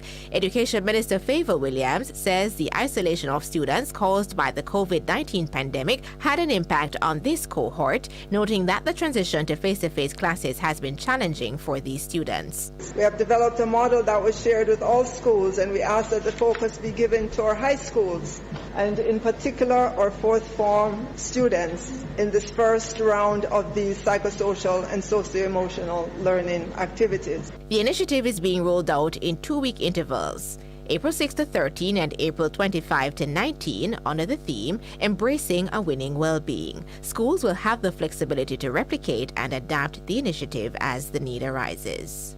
And Justice Minister Delroy Chuck is calling on all actively serving Justices of the Peace, JPs, to make use of their parish associations to be better organized as they work to improve communities. Making the call at the launch of the St. Catherine Justice of the Peace Association in Spanish Town on April 9, Minister Chuck said JPs need to work together in order to strengthen their influence. We have 1,612 JPs in St. Catherine, but I have to emphasize that all our efforts so far this year, we have only been able to contact 877 of them. Because individually, each of you can do so much. But when you collectively work together, when you're properly organized, you can make a big difference. Mr. Chuck says the ministry intends to utilize the full complement of JPs in the country to support the rollout of its Alternative Dispute Resolution ADR public education campaign. That was JRS News. I'm Andrew James Sawyers.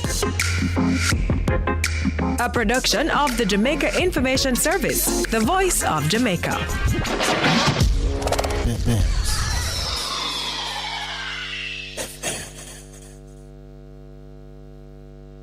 Live from NPR News in Washington, I'm Lakshmi Singh. Satellite images indicate Ukrainian forces are preparing for a new major Russian military offensive in eastern parts of their country, especially in the Donbas region. Russian forces that recently pulled back from areas in the north were widely believed to be repositioning for an intensified assault in the east, where they also have support from pro-Russian separatists. NPR's Greg Myrie reports on how the battlefield for Ukrainian forces will be different and likely more treacherous. In northern Ukraine, it was well suited for these small Ukrainian units to ambush columns of Russian tanks. The rural areas there had lots of woods, good cover for hit-and-run attacks, and the urban areas also lend themselves to these guerrilla-style attacks. So these were good places for the outgunned Ukrainians to fight. Eastern Ukraine is different, has lots of farmland, wheat fields and cornfields, lots of wide open spaces. The Ukrainians will find it much harder to sneak up on the Russians. The battlefields will be more suited to Russia's hulking armored vehicles and big artillery guns. NPR's Greg Myrie reporting.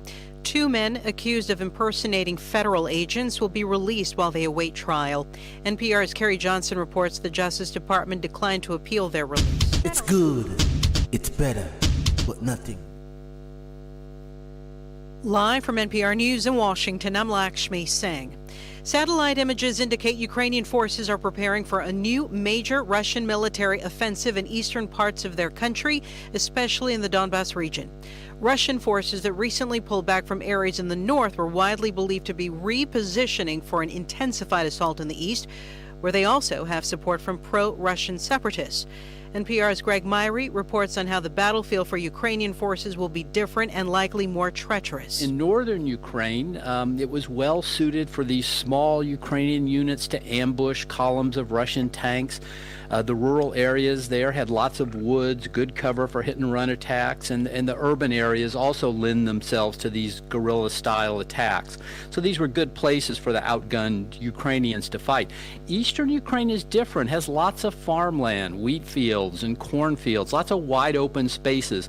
The Ukrainians will find it much harder to sneak up on the Russians. The battlefields will be more suited to Russia's hulking armored vehicles and big artillery guns. NPR's Greg Myrie reporting. 2 men accused of impersonating federal agents will be released while they await trial. NPR's Kerry Johnson reports the Justice Department declined to appeal their release. Federal prosecutors had asked that Arian Taherzadeh and Haider Ali be held in federal custody, but a magistrate judge disagreed, finding the men did not pose a risk of flight or a serious danger to the community. He ordered them to be sent to live with their fathers in Virginia on home detention. They face between 0 and 6 months in prison if they're convicted. Federal prosecutors initially described the men as a risk to national security after they plied Secret Service agents with expensive gifts, but they couldn't provide evidence that any secrets were exchanged. The Justice Department continues to investigate possible bribery and extortion. 4 Secret Service agents and officers have been placed on leave. Kerry Johnson, NPR News, Washington. Companies have begun reporting earnings for the first quarter. NPR's David Gura reports they've had to deal with high inflation as well as Russia's invasion of Ukraine in the first 3 months of the year. JP Morgan Chase, the biggest bank on Wall Street, says its profit dropped by 42% from a year ago. All companies, including banks, have been dealing with what JP Morgan's CEO calls global turmoil, and Jamie Dimon says that's likely to continue.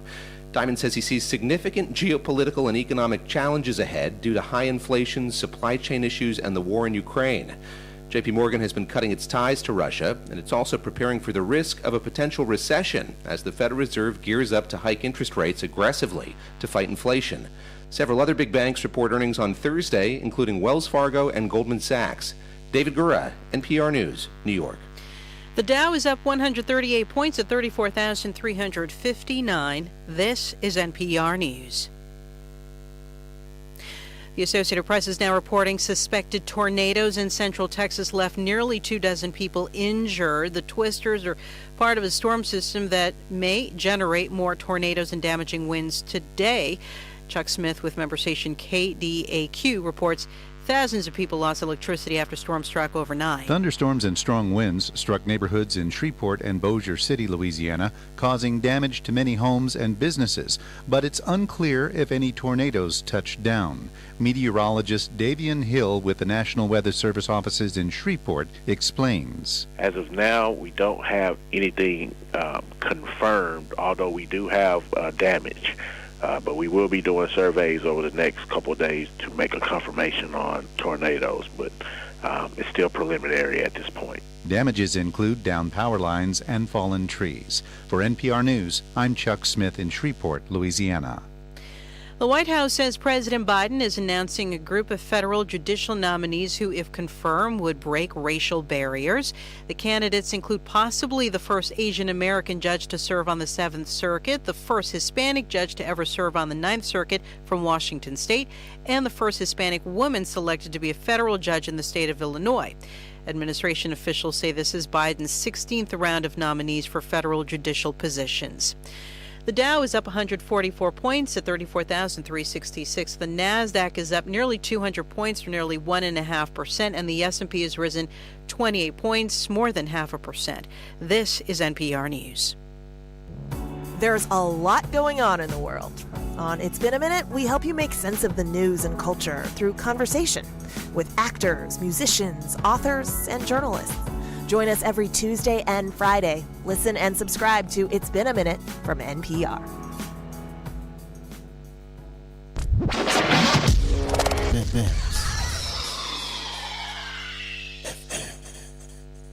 Hello, I'm Justine Green with the BBC News. Russia says more than 1,000 Ukrainian Marines have surrendered in the besieged port of Mariupol. Reuters journalists saw flames billowing from the Azovstal giant steelworks where the Marines had set up defensive positions. But a top advisor to President Zelensky said the Marines had broken through to connect with the Azov battalion, which meant that Mariupol was still standing. Dan Johnson has the latest. Russian reports of 1,000 Ukrainian soldiers surrendering in Mariupol have been denied, though Russian TV has shown pictures of what it said were Marines giving themselves up. City's been constantly bombarded, and the mayor says it's now too dangerous even to count the dead. He believes 21,000 residents may have been killed. 100,000 people are thought to be left in the city, but Ukrainian officials said it wasn't safe enough to organise evacuation routes from any areas today because local ceasefire agreements haven't held. Satellite pictures show more Russian troops and artillery coming across the border into eastern Ukraine in expectation of further attacks. Ukraine's President Volodymyr Zelensky has welcomed a visit by his counterparts from Poland and the Baltic states as a gesture of support for his country. The trip comes a day after the German President Frank-Walter Steinmeier cancelled his plans to join the group because Ukraine had made it clear he was not welcome. Damien McGuinness reports from Berlin. Some German politicians have expressed irritation and surprise that Germany's President Frank-Walter Steinmeier is not welcome in Kyiv, saying that the visit would have shown German solidarity with Ukraine. In one angry tweet, Aydin Özeruz, a leading member of Mr. Steinmeier's Social Democrat Party, said it was irritating and not particularly clever for Ukraine to demand a lot of support from Germany, but to be unwilling to see the country's president. But many in Germany say they understand Ukraine's position and want Berlin to do more to support Kyiv, including acting quicker to supply arms and to ban Russian energy. The deputy mayor of Dnipro in central Ukraine says the city's mortuaries are crammed with the unclaimed bodies of Russian soldiers. Mikhail Lysenko said 4 refrigerators were filled with more than 1,500 corpses. He said city officials did not want to cremate or bury them in mass graves. Mr. Lysenko appealed to the soldiers' mothers back in Russia to speak to their dead sons' commanders so as to claim back their bodies. A prominent environmental activist in southern Siberia has been forced to leave Russia with his family because of his anti-war stand. Yegor Lesnoy was detained and interrogated after he unfurled a banner in central Irkutsk saying no to war. As they left for Kyrgyzstan, he wrote on Instagram, "I will not live like that." You're listening to the latest world news from the BBC. Shipping at Durban, South Africa's busiest port, has been suspended because of severe flooding in the province of KwaZulu-Natal, which has killed at least 50 people, left hundreds homeless and caused massive damage. The state-owned logistics company Transnet said the port had been closed until further notice. Roads leading to the terminals are inaccessible. Sri Lanka has urged its citizens abroad to send money home to pay for urgently needed food and fuel as the country grapples with a worsening economic crisis. Here's Ambarasan Etirajan. The central bank governor's appeal came a day after the Sri Lankan government said it was suspending all debt repayments. Sri Lanka's foreign exchange reserves had dropped to less than $2 billion by the end of last month. The government is struggling to pay for the imports of essential commodities, including fuel, food and medicines. Healthcare unions say hospitals are running out of life-saving drugs. Thousands of people have been protesting over the worsening shortages of basic supplies and rolling power blackouts. They are calling for the resignation of President Gotabaya Rajapaksa. A court in London has given a whole life prison sentence to a man who murdered a member of the British Parliament. The 26-year-old follower of the Islamic State militant group stabbed Sir David Amess to death last year. Ali Harbi Ali was also convicted of plotting to attack other MPs. China has registered a surprise drop in imports in March, marking a decline for the first time since August 2020, instead of the more than 8% rise that analysts had predicted. Inbound shipments fell 0.1% in comparison to the year before. The latest numbers are not generally the result of current COVID restrictions, many of which were not put in place in March. Instead, the drop is thought to be due to trouble with freight transmission and weak domestic demand. BBC News. Bess FM 100 on your dial. Keep listening. Hello there. Hello there. Yes, indeed. This is the Prophet Reverend Mark Stewart, inviting each and every one of you to join us for war. It's going to be a war this and every Wednesday. Of course, it's going to be hot. It's going to be powerful. Come for the word. Come for the preaching. Come for the teaching. Of course, the music. And of course, midnight warfare prayer with me, the Prophet Mark Stewart, the Boss Shot, Apostle Marshall, Reverend Eric Box, and of course, Reverend Kathy and Tames. For the hard way. Join us every Wednesday night from 10 p.m. to 5 a.m. a.m. Come and join us, will you? Sponsored by all our partners, our friends of the ministry. Will you join us? Yes, indeed. It's going to be powerful. This and every Wednesday, 10 p.m. to 5 a.m. We're going to lick it till the bus gone. We're going to lick it till the bus gone. We go. Hello? Nadine? Yeah? Me just pick up one Maxfield Easterbun up by supermarket phone. One Maxfield bun nah go do. Nadine, that is all I could afford. Uncle Pat, Daddy, and Jeffrey only eat bun back. And bun only come with front back and back. So where the next back I go come from? If you want more Maxfield Easterbun, go up at the supermarket or check maxfieldbakery.com. Yeah, forget send credit for put on service then. Come on from my phone. Sure. Maxfield Easterbun, tweet to the max. Half a tree.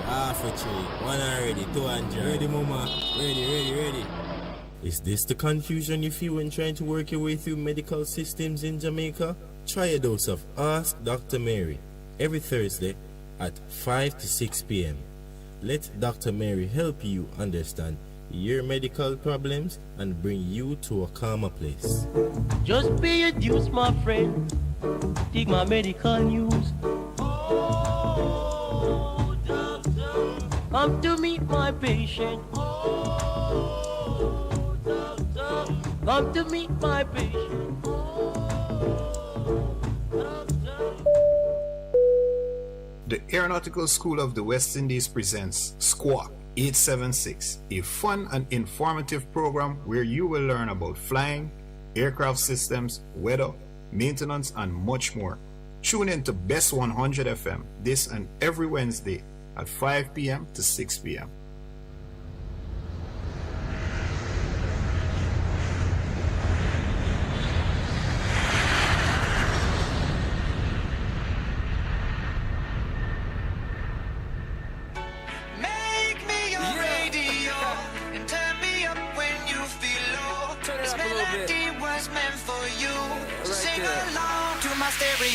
Hey, my listening crew. This is your late afternoon companion to Shikalu on your 100 FM dial.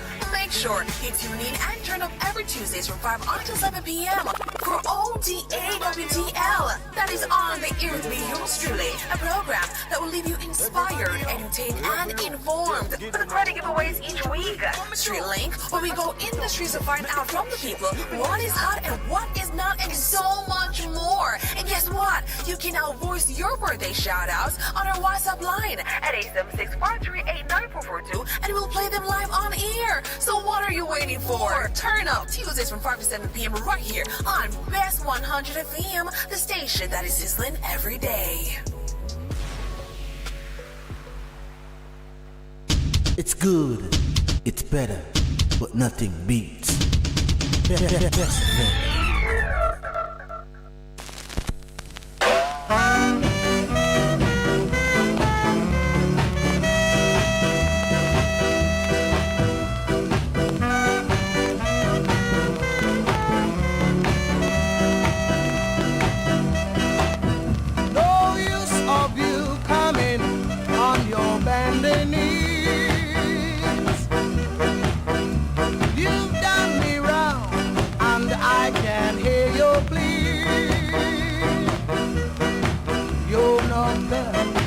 You're no good. You ain't no good. No good. Man, you hear what I say? You're no good. You try your best to try to cause me strife. And I don't like no man who's messing around my life.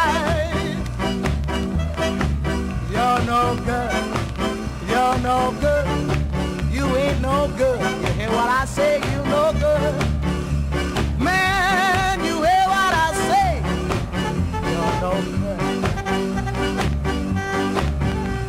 There comes a time when you must cry, but you never miss the water until the well runs dry. No use of you coming on your bending knee.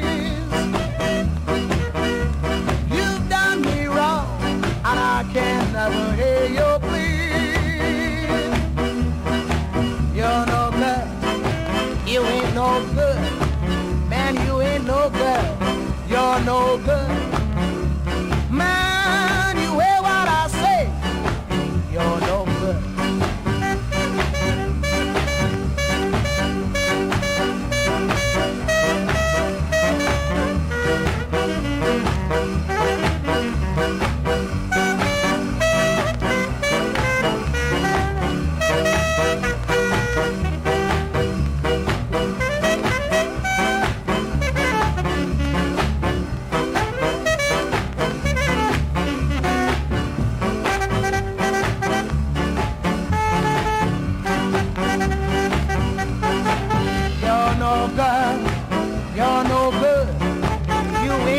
Good at all. You're no good. Man, you hear what I say? You're no good. Man, you hear what I say? You're no good. No good. No good.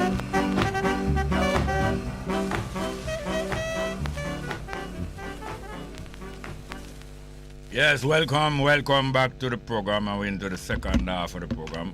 Having gone past midday break.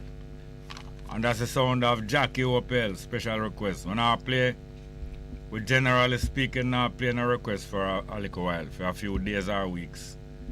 Now we don't promise anybody for playing a request, but that one there was granted. And we have a caller waiting. Let's get back to the phone. Good afternoon and welcome. Welcome. Hello, are you there? Alright, we're going to the live chat. The numbers are 619-1508, 619-1508, and 279-8473. 279-8473.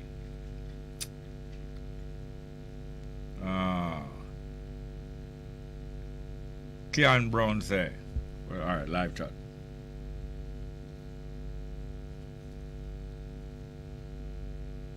What I think the government wrongdoing, always blame everybody for themselves. Detailed, exhaustive study show they have to be corrected and condemned. Shameful, justifying themselves. Pablo Music said, Ira Bongo Jerry, food and water, rainfall every day, and we have to buy water. Irie, I tell you. We got back another call. Yes, welcome back to the telephone. Good afternoon, welcome. Good afternoon, go ahead, please. Not there? Anyway, we're expecting to join Empress for an interview about the Coral Gardens celebration shortly. Let me see if I get that information. All right, ready? Ready? Anyway, I'm supposed to get a phone number here. Sister Aisha, please give me the come again. Yes, you got it? Oh, Sister Aisha. All right, get it from me, please. Good afternoon and welcome. Good afternoon. Go ahead, please. Good afternoon, welcome. Are you there? I hope you're not in a angry mood, sir. We're ready for that call yet? Yes, sir. I hope you're not in a angry mood. All right, the numbers again: 619-1508, 619-1508, and 279-8473, 279-8473. Have a call here. Hello? I don't hear it. Hello? Good afternoon. Mr. Sumo. I'm not here in the earphone. Good afternoon, are you there? Yes, I'm right there. All right, give me a minute. I can change around this thing, please. All right, good afternoon, welcome. Are you there? Yes, I'm here. You can talk up, please. It's very low. Can we turn up, please? Go ahead, please. Hello? Yeah, go ahead, please. Are you hearing me? Yes. Okay. I was trying to get to you, but apparently you couldn't answer, you couldn't hear me. Yeah, go ahead now, please. I might understand that it's $47 million was paid for the slavery compensation to the planters. No, I was told by one of our callers that $47 million were 47 million pounds, not dollars. 47 million pounds were awarded, but the British government could not find 47 million pounds, so they gave the white people who said they are slaveholders 20 million pounds and gave them permission to hold Africans enslavement for 4 more years for the other 27 million pounds. Okay, so in total it is still 47. Yeah, well, yes. Okay, do you think that was the true value at the time that they should have paid? I'm not going to do a question and answer with you. I want you to express your opinion, and then after that we can have a discussion. I'm not going to go through the question and answer that you've been doing. Sir, with due respect, I put it into a percentage of 100%. While they pay for... Hold on. You put it into a percentage of 100%. What does that mean? The value, the true value that they should have paid. Is how much? 100%. That means that would be 100 pounds. 100 pound or 100 million pound? Whatever it was, they paid. Not whatsoever. You tell me what you mean by 100%, please. Sure. When you take 47 from 100, you have 53% leave. So that 53% is still in the control of those who pay the 47%. So I'm saying that to get the true value, we'd have to put both together. So we will end up with 100% value for what should be paid for slavery compensation where us Jamaican is concerned. And right. then when you double that by 2, you will get actually 200%, and with some interest, you end up with about 400%. Yes, sir. That is my calculation. What you are saying is not plain, but you say it's more money, right? Exactly. It should be more. All right. What method now? What method the people in Jamaica? What method they would have to use to get that money? You know that the British are not going to want to pay that money easily. What do you think? Negotiation is overdone. What's that? The time of negotiation is overdone. The time of what? The time of negotiation is all right. over. The time of negotiation over. The time of negotiation is over, right? So when negotiation time over, what do you do? They will have to do something, take some action. But what action they're going to be, well, is yet to be seen. Look, it's yet to be seen. We have a local election going up and a general election. And whatsoever the result going to be, we are sure that we have something to do with the next result and the greater part of the action that the people themselves shall take when they start to prove things more and more. Hello? Go ahead. Well, that is just my advice, that's it. All right. Have a good day, sir. All right. Thank you. Have any more? Okay. So we got a number for Sister Nanny. Yeah. We have her now? All right. Let's see if we can get back through some more of these live chat here. The numbers are 619-1508, 619-1508 and 279-8473. 279-8473. All right, let's go. Live chat for today.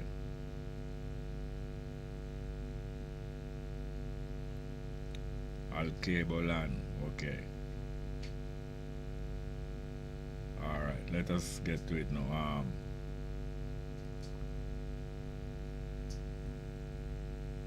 The Natal Basco, and then Kean Brown, Pablo of Music.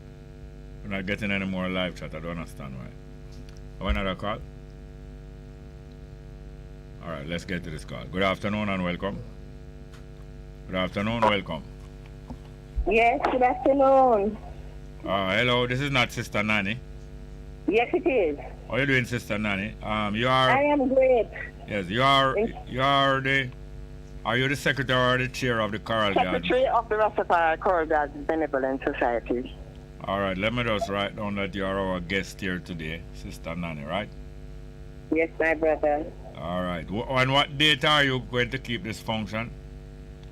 Well, we'll be doing it the 15th on Bad Friday, 15th of April, this coming Friday. Benevolent. Okay. The event took place, the initial event took place in 1963.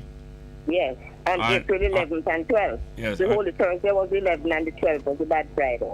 All right. So in 1963, the event started on the Thursday, and then the government started. The incident took place on the Thursday. That's what I'm saying. Yes. The event started on the Thursday, and the government came out in full force on the Friday, right? Full force, but they started hunting Rastafari from the Thursday, from right after on the Thursday, you know. I know.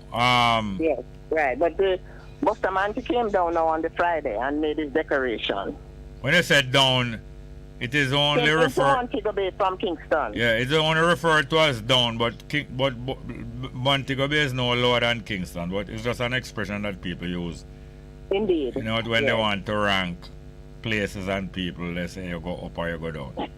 Exactly. Yes. Yes. Now, as you know, it was hunger for land because we have been starved of land for over 500 years. After being brought here against our will. Yes. So where are you going to keep the event? Where? Pardon. Please repeat the question. Where are you going to keep the event on the 15th? Okay, we will be doing it in Albion Heights in Montego Bay. 15th of April, Albion House. Where is that? Heights. Albion Heights. That is on the Albion Road. Close to the Albion Primary and Junior High School. Now, before you reach the Albion Primary and the Albion... Hold on, please. Before you reach the Albion School Primary and the Albion Road, which point in Mobay that is well known you would reach to reach the Albion Road? All right, so it is Cornwall College. All right, Cornwall College. College playing field. Yes, going towards Glen Devon. Yes. Yeah. And you pass Middle Ground. I don't. Middle Road. You pass Middle Road. No. You continue on the Albion Road. There's a left turn that you would need to go up to Paradise. All right, hold on. You have some roads that turn up into Glen Devon there, right? No, you don't get so far. Oh. All right. So you turn left. You know Blood Lane? Yes, you don't get so far either. All right. So you turn left before you reach Blood Lane. Yes. All right. You turn left. You turn just as you pass the playing field. The Albion Primary and Junior High School. Okay, that's just after you pass the Cornwall College playing field. No, you pass the Cornwall College playing field and you continue on the Albion Road. Yes. I'm not far. All right. And then when you pass the Albion Primary and Junior High School, yeah, it is the first left. Okay. And it is right there at that first left on the corner of Albion Road there, and it's the Albion Heights community, but you don't really actually go up into the community. It's right there at the Albion Road corner. So it's going to hell on the corner or inside of premises? No, it will be on one of the lots that are connected with the Albion Heights community. All right. But I'm saying that it is close to the main road of Albion Road. Yes, and the event will run on one day, the Saturday, right? The Friday, right? The Friday, yes. What time? It starts at 11 a.m. Yeah. And we go on until 9 p.m. So it will take the form of a stage presentation or what?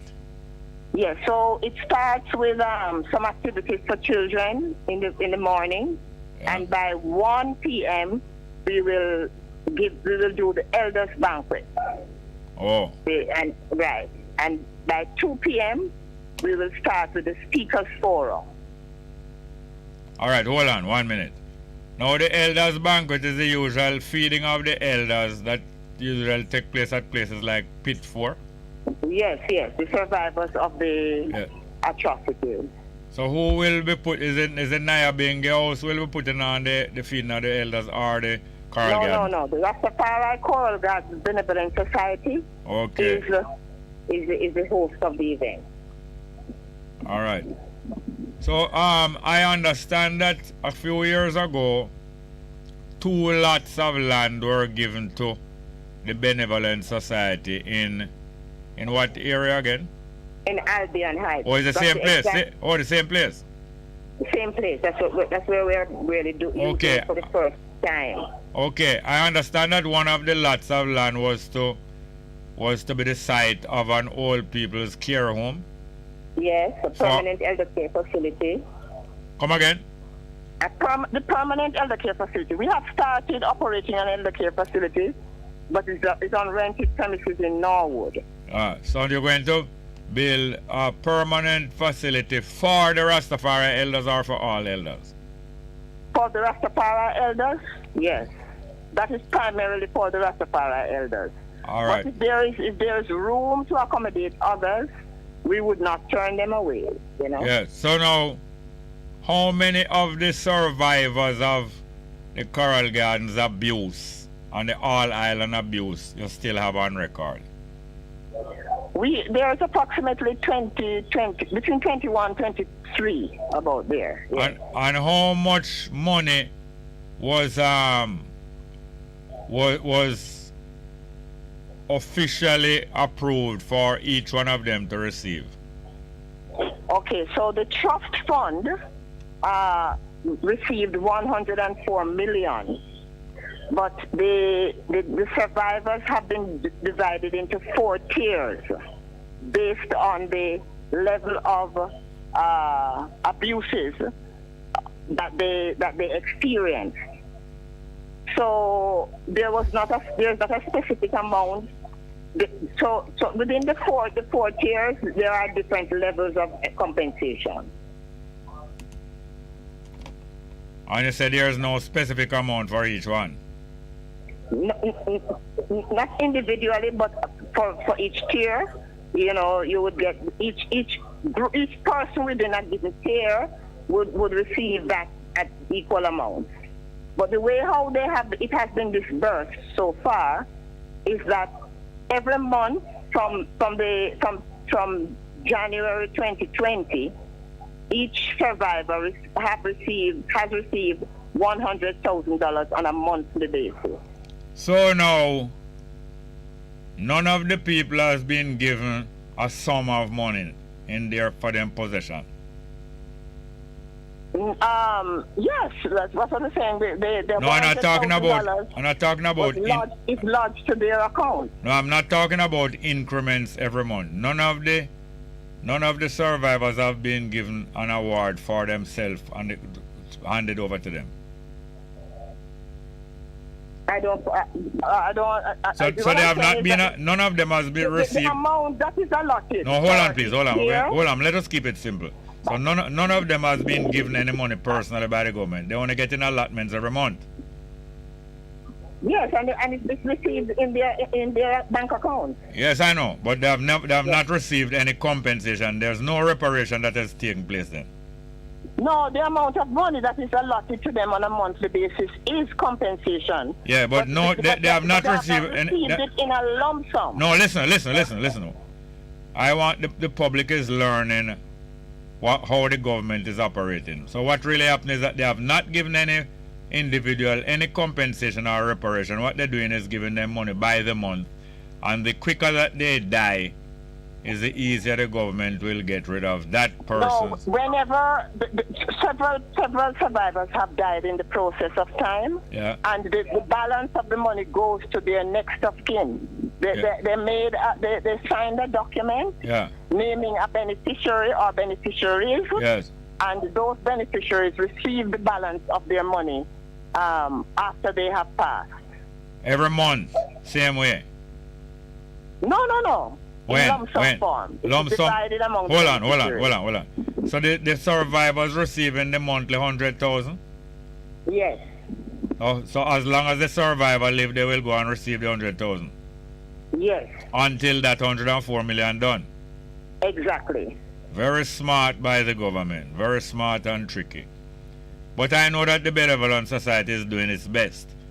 Now, beside the lot where the old people's care place, Carol Gardens Elders Care Facilities to be built. Beside that has been allocated a lot for the office for the Benevolent Society, right? Yes, yes. When will that be built? Well, I could not specifically tell you now because we have just cleared the land and it's the first use that we're making of it by putting on the commemoration event. But this award of these 2 lots took place a couple of years ago. It was announced in 2018 in Parliament. So we have not yet received any documentation. Can you imagine? Hold on. That is a part of the process that we are still awaiting. Yes, I that's why can you imagine? I tell you, I don't envy your people's responsibility because imagine you know have been working so hard for these rewards and compensation for your people, and they announced it 4 years ago, and all now the building don't start, but the government is taking credit for it 4 years. Boys, are really your job. You really have to be patient. I have to commend them for their patience and. Yes, indeed. We have been patient, and it is a long process. As I want to refer to the process as like pushing an elephant. Yes, it's more like pulling elephant teeth. But so now they're going to build an office for the Carol Gardens Benevolent Society, right? Have they showed you the design of the office? No. Everything is really coming from our initiative. So, and they have not given a commitment either that they will build. They have only announced that the lots were allocated to us. So only the lots are allocated. No money is allocated to build the building. No, not at all. And no money is allocated to build the care building for the elders either. No. Boy, this is really slick, really slick. But all the more we have to commend the Carol Gardens Benevolent Society. Which other offices is entailed in the Benevolent Society? Okay, so we have a committee of management of 11 persons. And so we have a chairperson, an assistant chairperson, a treasurer, a vice chair, an assistant treasurer, secretary, assistant secretary, welfare officer, assistant welfare officer, public relations officer, and that person's assistant, and what is called a volunteer coordinator. So they don't allocate any salary for all these offices. No, these offices, we were told initially, even before we registered, that we are volunteers, and so we are not paid officers. So how you carry on the business of the society? Well, we as volunteers we do our best. But it doesn't need money to carry on the business society. Well, we get donations, albeit quite small at times.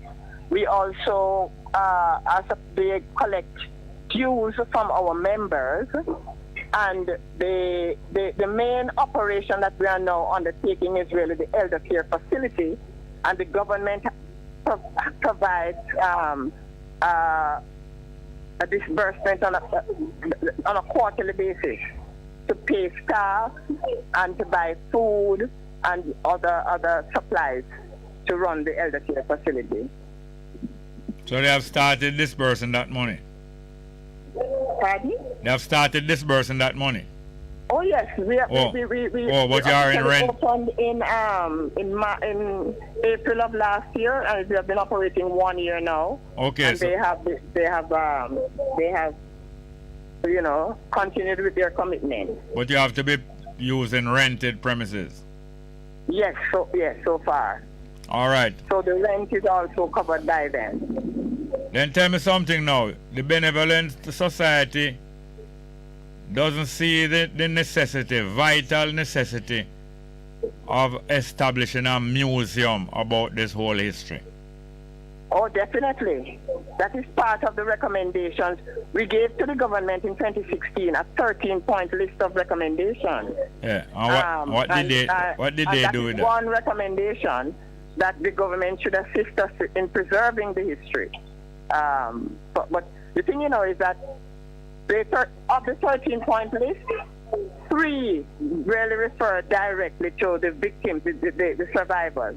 The other recommendations are in respect of reparations to the Rastafari community. And those reparations have not been addressed at all yet by the government. So we are still pressuring and pursuing the issue of even, for example, one of them that's very, very critical is that the government should establish a written policy in the respect of the wearing of locks in schools and at the places of work. And you know that it is in current, the whole current issue of the Nzinga King and a few others who are still being discriminated against. Even students in school, when they return to school every year, they have problems with the principals because there is no written policy. So it is left up to individual principals and their discretion, which is what we are saying, that if there's a written policy, then it takes the burden away from these agents of the state, like principals and nurses who are tending to want to trim beards, and police women who are tending to want to trim locks. It takes away that discretionary and also from them and let them know that it is also directors of public prosecution who tend to paint a bad character picture of this Rastafarian daughter. You remember what the director of public prosecution said about Nzinga in the last part? Yes. She took the role of a psychiatrist. What she said? Even. What she said?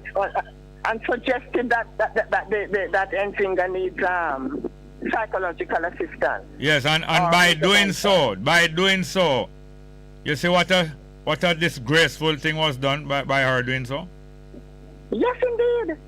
Disgraceful. In recent times, since the report of the public defender came out, she was interviewed and she said that even if the case goes to court, it is not they can't win it.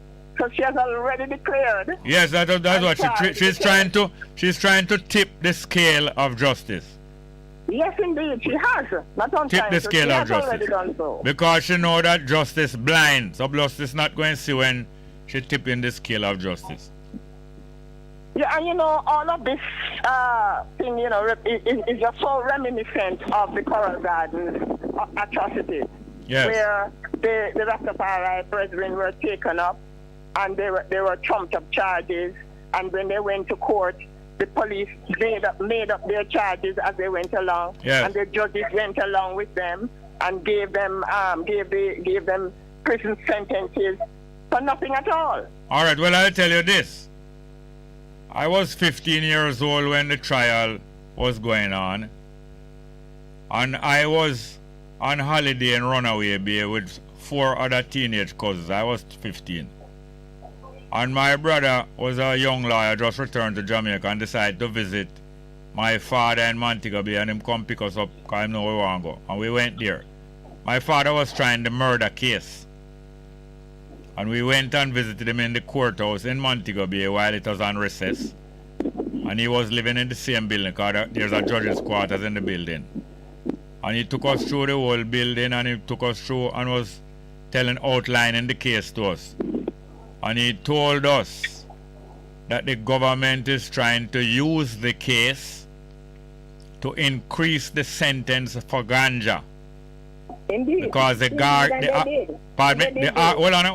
argument of the government was that is the ganja smoking of the Rastafari brethren that brought them into conflict with the people of Jamaica and the law and caused them to be violent.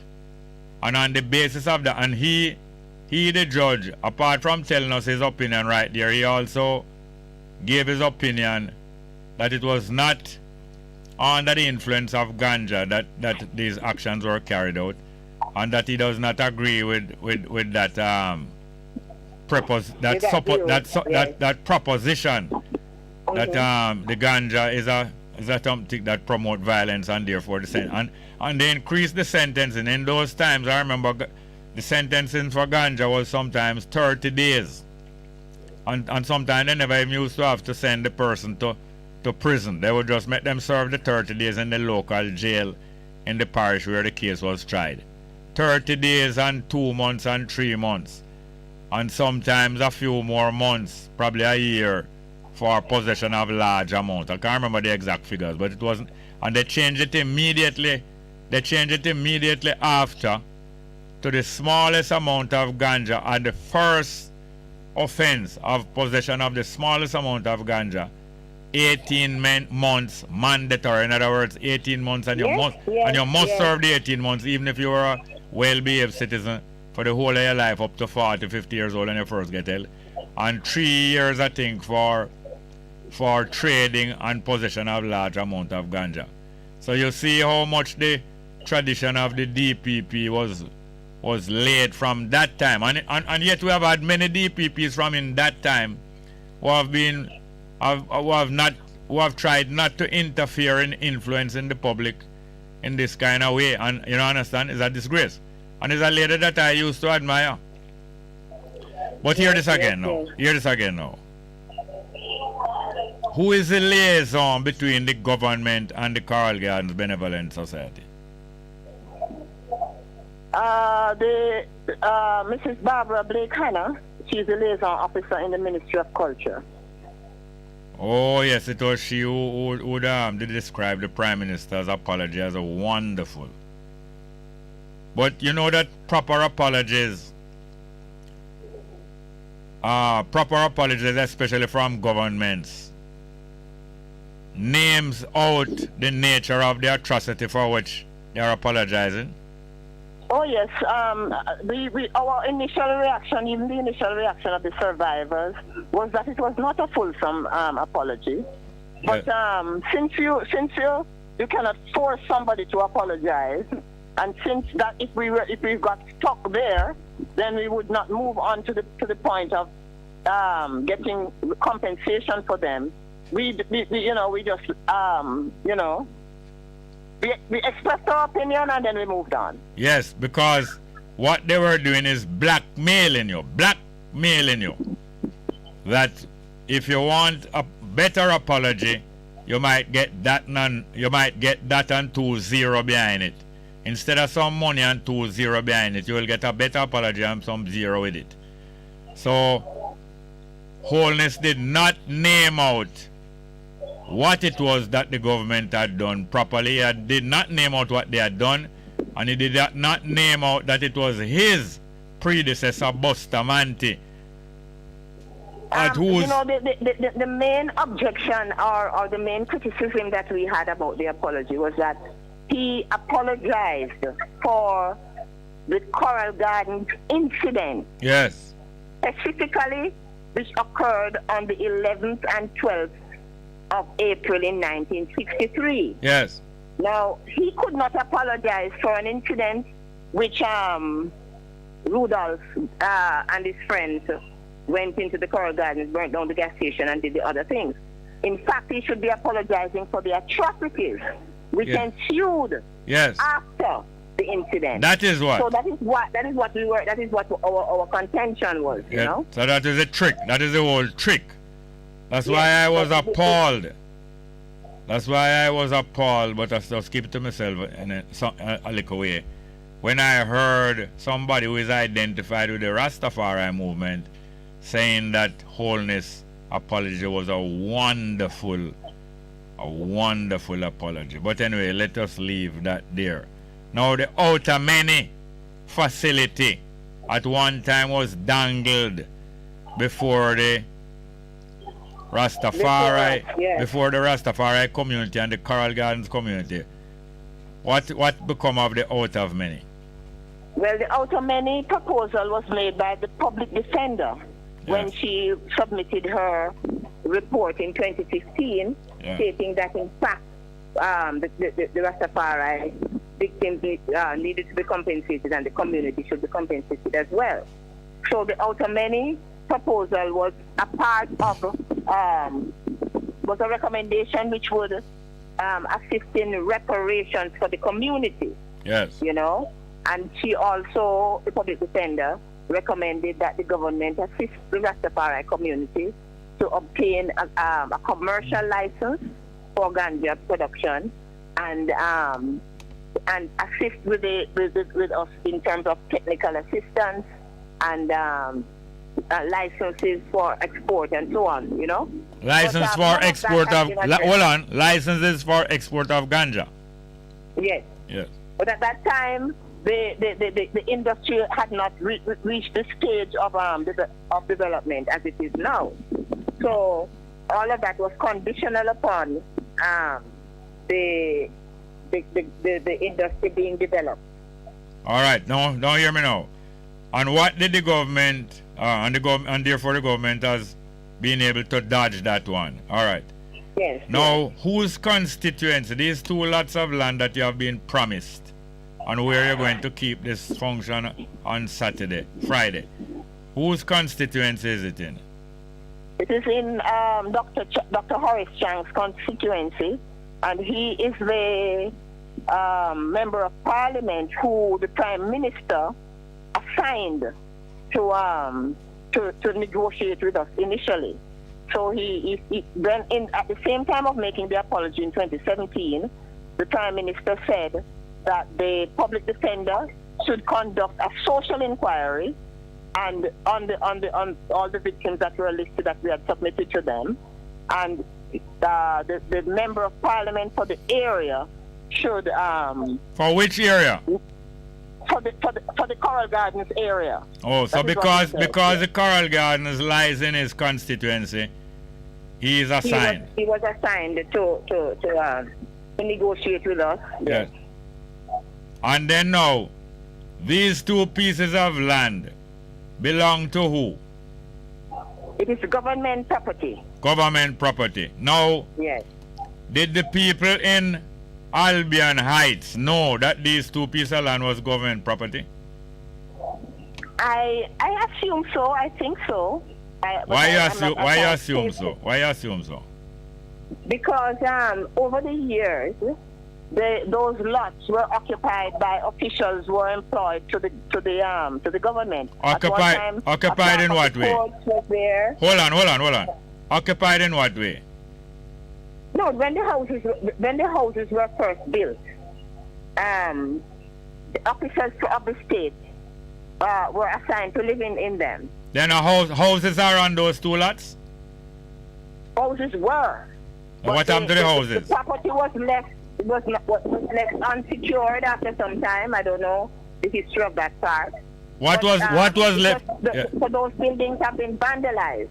Yes. And so there are just the concrete skeletal remains that are there. Yes. But everything that is movable was taken away. Yes. So do you know that there are thousands of acres of land and thousands of lots of land owned by the government that the public don't know?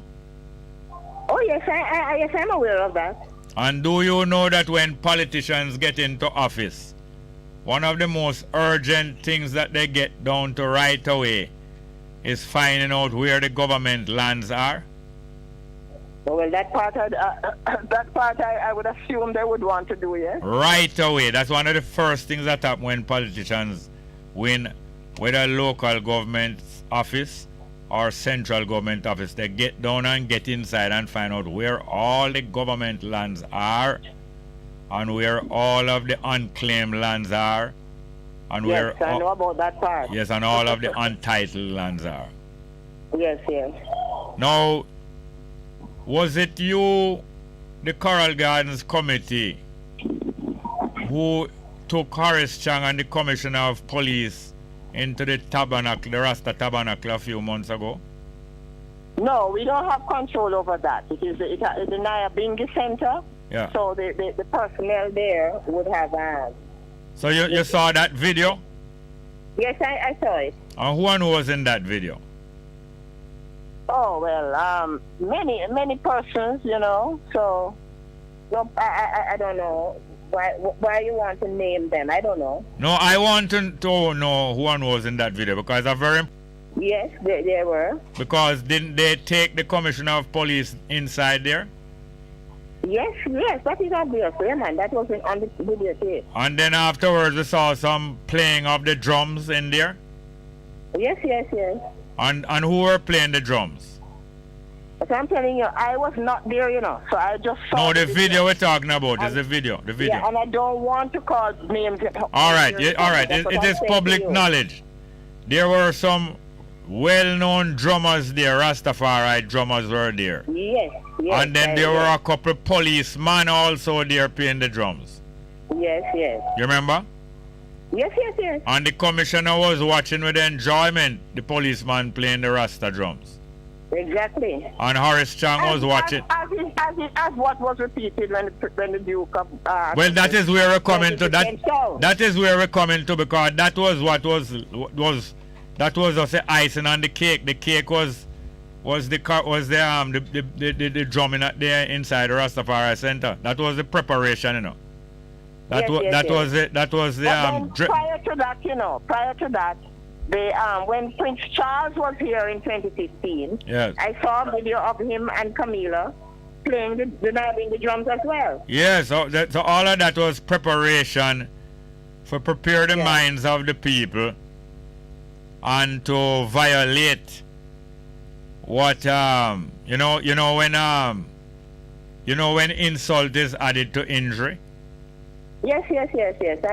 And you remember the parable or the fable about the Pied Piper of Hamelin? Yes. Yeah, so this is the reverse of the Pied Piper of Hamelin, where the city government wanted to get rid of a plague, a pandemic, a pandemic of rats. Mm-hmm. And they couldn't get rid of the pandemic by whatever vaccine they tried. And then they heard that there was some terrific musicians that would call the rats out of the they heard that there were some musicians who could play music to achieve anything. Have you ever seen a picture of a snake charmer playing a flute? Yes. And a deadly cobra is in a basket. You can't even see because the basket mouth is so small, but the basket is big. You can't see in the basket. And when that flute player with him rapid like a Rastaman play that flute, and when him hit the right note, you see the snake rise up out of that basket with curiosity to say, who the hell is playing my music? Yes. And they rise up and charm. That is a snake charmer. You know, man? And you know you have some snake charmers still around here? Oh, yes. The music, the power of the music will always be there, you know? Yes, ma'am. And if you hit the right chords. Yeah, the right chords. Resonate. They resonate. But anyway, the prince that is called Charles, he is also a duke. Like how this prince that come here all the other day is also a duke. Mm-hmm. And on that occasion, he also put on a tam with some false locks in it that is frequently sold to tourists, you know, when they want to impersonate Rasta or when they want to pantomime or have a little fun time, you know. But I know that the burden that you carry is quite honor us, and the reward is hardly. Yes, I mean, the reward is in the satisfaction of achieving our objectives. That is where I see the reward, you know. But it's a life work, though. Yes, it is. It takes a lot, and as we say, it is voluntary, and we as we say, we do it. Yeah. You don't have there is nothing you'd call it now, material to gain out of it. Yeah. But indeed, satisfaction and spiritual growth is you feel that, you know. So how did you get the name Nanny? Well, okay. Well, I am a descendant of the Maroons. Oh yeah, and, which community? Both communities, Charlestown and the one up in a compound. Okay. My father, through my father's line, he grew up in Port Antonio, and his father was a Maroon as well. So it is from that line, that lineage, that I come. So your mother, who was from a compound? Pardon? Who was from a compound? Well, what happened, you know, according to my father's term, the Maroons used to follow line. Yes. Right, so they would leave from the compound area and walk along the ridge of the cockpit country. No, the ridge of Jamaica. The ridge of Jamaica. Indeed. And go, and so the communication and the interaction and intermarriage and everything else took place between different communities. And you know that is how Nanny disagreed on left. Yes, indeed. And went to the Far East. Yes. So your father named your Nanny? No, I was not registered as Nanny, but I took on the name. That's nice. Recognizing the significance of Nanny and everything else. Yes, nice. And you see how much Nanny disapproved of the genuflection, you know, ma'am? Yes, indeed. Yes, Nanny disapproved of the genuflection, the bowing, and the sign, the fine print of the signing, and she left. Which is now the bone of contention right now. Of course it is. Yes. And Nanny would not be caught dead. Nanny would not be caught dead agreeing that she going to meet with the British, but she must leave Kodjo, and Kodjo mustn't come. Right. She wouldn't be caught dead doing that, you know. Right, yes, I know. And because of that, she did not. Spirit and character of Nanny. Yes, and because. Come again, ma'am. Go again, ma'am. No, I say I know the spirit and character of Nanny, so that hence my claiming that name. Yes, and that is why she left, and she did not sign because she would not agree that she must leave anyone out. With them selling out. Yes, and you know that the British representative in Jamaica recently demanded from 3 or 4 chieftains of the Maroons that they must meet with them, but they must leave out one of the chieftains. They must leave out one of what? One of the chieftains, one of the colonels. Okay. Because that is the one who is still holding Yes, the hard end. Yes, he is redeeming. No, what Kodjo did, he is attempting to redeem the weakness of Kodjo. Everybody have weakness, and every human being have some weakness. Yes. And this guy now, I'm not calling him the guy as no insult. This man here look like he is hell-bent or heaven-bent on redeeming the shortcoming of Kodjo. And because of that, the table turn and the shoe is on the other foot, that instead of being included, he must be left out. And the other ones who did stand up strong in that time, the Eastern Maroons, they are the ones who have been because this is how the British do. This is how the British are past masters at this, you know. Not only... Oh yes, that fine-tune the whole art of divide and rule. Yes, man. Treachery and trick or treat. You know trick or treat? Yes. That Halloween thing, alternative. Right. And the word treaty is of the same root. It is another... Yes. It and treachery. Yes. Treaty and treachery are two words from the same root. From the same root. Yes, and treaty and treat can have good connotations, you know, because you can treat somebody good or you can treat them bad. Can also treat them bad. Yes, and you can entreat somebody, like our Ruth did entreat in Naomi. Yes. Or Naomi did entreat Ruth never to leave me, or Nanny didn't. I have to stop talking, you know, because sometimes this thing overcome, you know. You know, ma'am? Pardon? Sometimes this thing overcome me. I have to stop talking for a few seconds, you know. Yes. Oh, boy. Anyway, keep the work here, ma'am.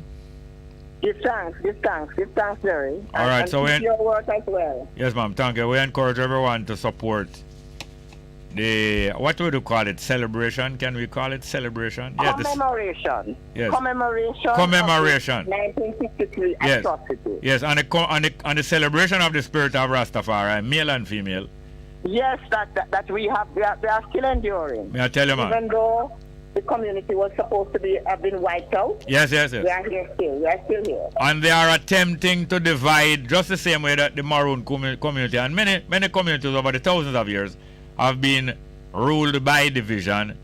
They are attempting to do the same thing with Rastafari. Rastafari is the most prominent threat, you know, the most prominent threat, an enduring threat. Yes. So I am so glad that you people like yourself and committees like yourself is reiterating to Rastafari that Rastafari is not a religious movement, it's a freedom movement, and the practice of organizing and building institutions and representing people is what the Carl Gans Benevolent Rastafari is doing. Not a religion.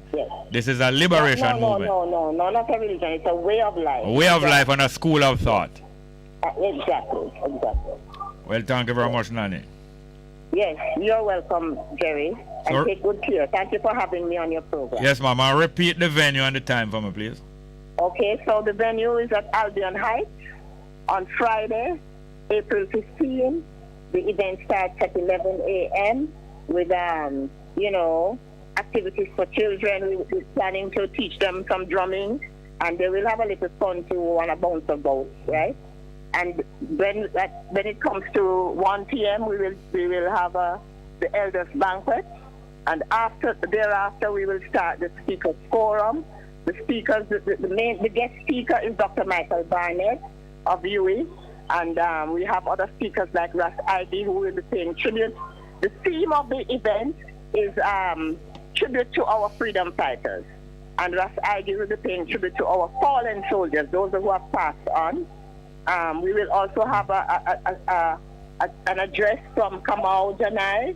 He will be speaking about the Rastafari participation in the cannabis industry, or the lack thereof.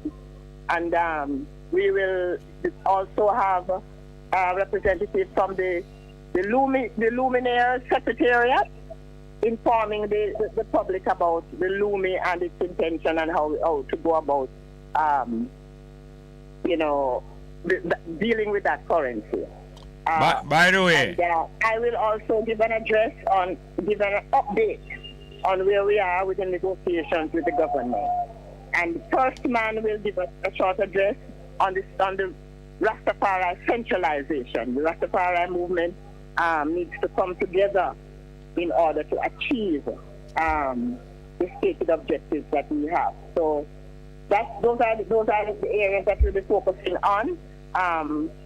Miguel Lorne will also be looking at the legal issues in respect of the DPP report, the Public Defender's report, and the Indicom report regarding the Ndinga King situation. And then we hope to finish the Speakers Forum by 6 p.m. and we will start the cultural presentation headlining artists are Hezron, Nature Ellis, Matty Conscious, Boom Dawn, and many more. All right. I urge the Rastafari Benevolent Society, Carl Gardens Rastafari Benevolent Society, to acquire video and recording equipment and to keep it.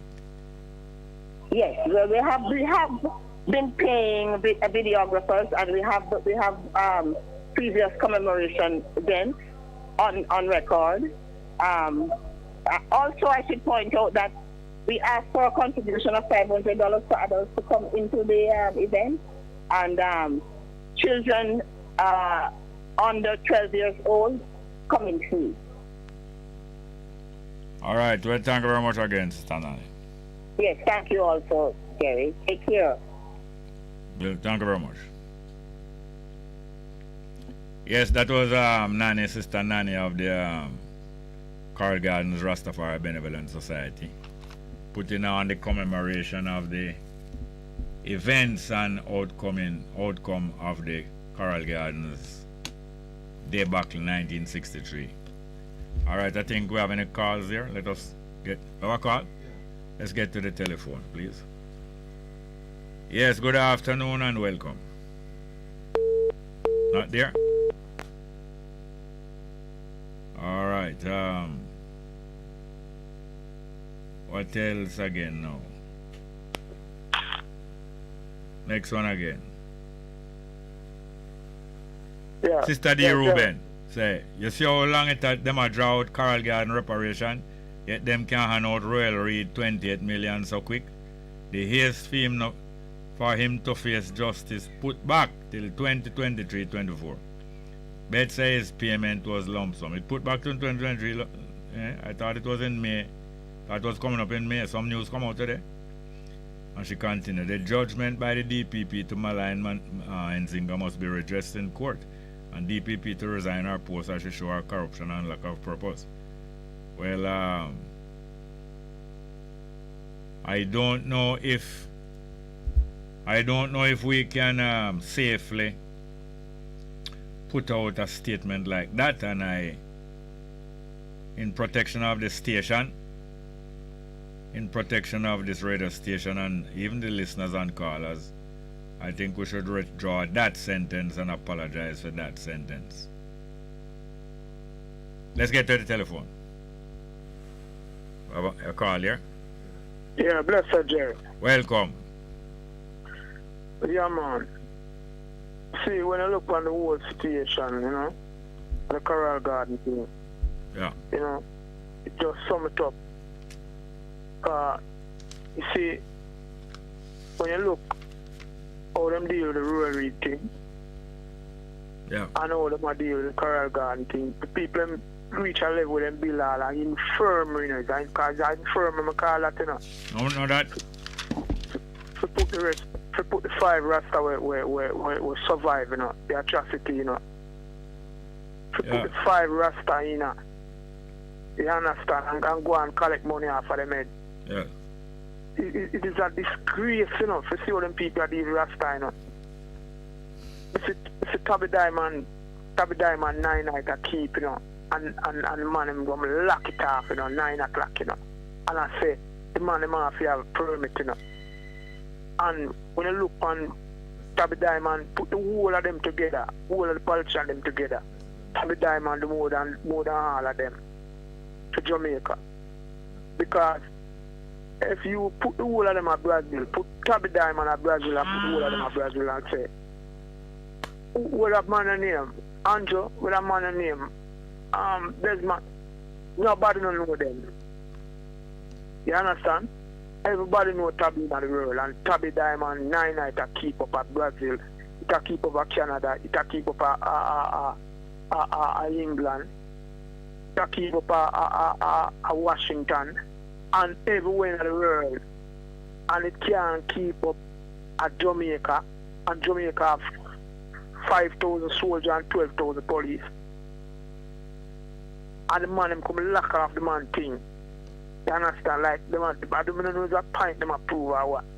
See, them always approve a pint for Rasta. See, upon the Coral Garden thing now.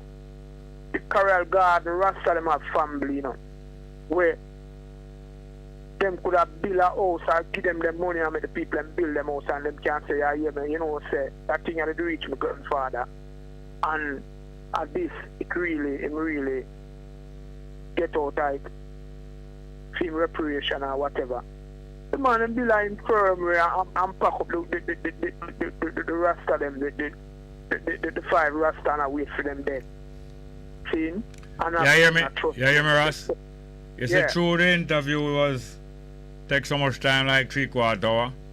We have to go let in some more people on the phone and the live chat. But tomorrow we can talk about it at further length. But just sum it up properly. Yeah, man, blessed, yeah. All right, thanks. Here, next call. Good afternoon, welcome. Go ahead, please. Are you there? Hello. Welcome. All right, Bongo. Yeah. I was calling back based on the thing with this, the reparations and the claims and all that. Yeah, man, go ahead. The lunchtime. Yes. Go ahead. Yes. Well, I got that information from the actually reading shepherd. No, you have to talk clearer. I'm talk one word. Make hear what you say. Go on. Oh, you're not saying me. I'm saying the information I got about the 47 million. No, you still speed up too much. The information that you got, what? About the 47 million. Right. Yes, it was from Vivian Shepherd's program. All right. Yes, and the chancellor at the university. I can't remember his name right now. All right, my name, Sir Hilary Beckles, yeah. Sir Hilary Beckles, yes. That's where I got the information.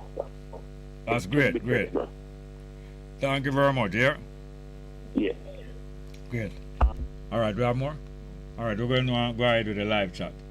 Sister D. Ruben said the judgment. No, we did read that one there already.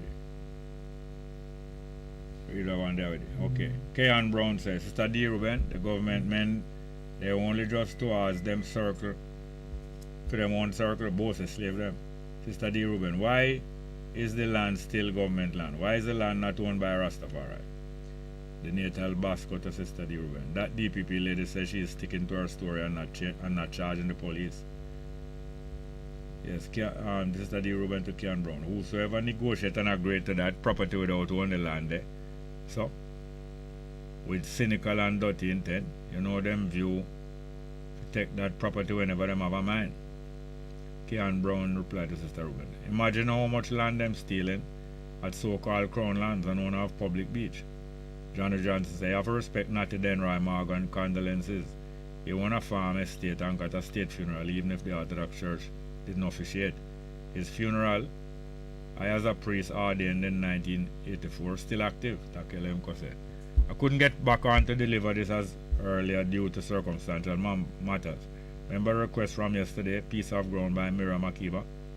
Just fitting in the ongoing matters. Yes, but anyway, I'm telling you, I'm not promising to play no request for a little while. I'm telling you, please understand with me. Sister D. Ruben to the natal Vasco. Does that mean the public prosecutor words now have no word? As to where I understand the DPP has to follow the recommendations of the public, of PP. PP is a public, not public defender. PP, who is that? As with compensation to Carl Gardens having to pay. I think she means public defender anyway. And she continues, you see, them looking for criminal space for deal with I&I, while them a thief the best for themselves. I'm with Ross Bongo, enough times I have to stop talk. Takilem said to Sister D. Ruben, the battle is ongoing, the fire have to keep burning, so much underlying issues to address. Sister D. Ruben, Bongo Jerry Small, the statement at start of program, I take the program. As a views and opinion no speak. As I views and opinion no speak for this station, and I opinion state that she no serve purpose other than I take our colleague. You put a word there. Anyway. Yes, there is a disclaimer at the beginning of the program and at the end. At the same time, you will understand how we have to additionally protect. Johnny Johnson said Carl Gardens was a watershed movement for Rastalajan Pan-Carib African movement like Union Island, St. Vincent, on the move family Africa. In Philadelphia, killings, etc. Takelemko say overstand Bongo. No problem. You understand what I say? Good. Alright, nice. We have another call? We do? No? All right, all the best. Well, the numbers are 619-1508, 619-1508, and 279-8473. 279-8473. Yes, it always or sometimes seem like very long, and not only seem like very long, sometimes it seem like what we are working for will not come together. Yeah, you think so? It is not hard to think so. Really seems so, but one of the first duties that you have is to find the other people with whom you can cooperate. You just keep to your little job. Find the other people who can establish trust with, and to find such people, you have to prove yourself trustworthy. Step by step, everything will happen. Let's get back to the telephone. Good afternoon. Welcome.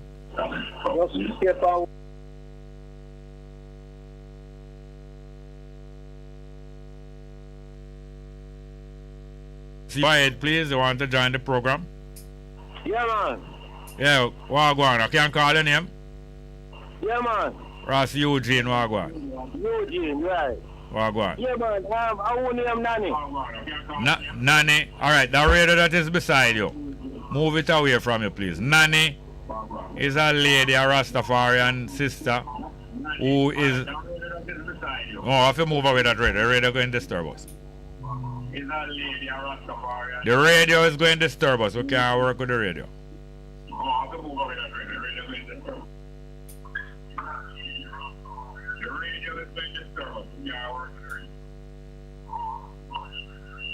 Are you there?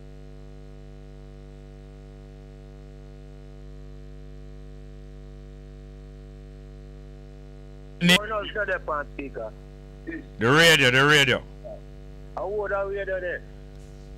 All right, Nanny is the secretary. Okay, we'll get to that later. All right, Nanny is the secretary.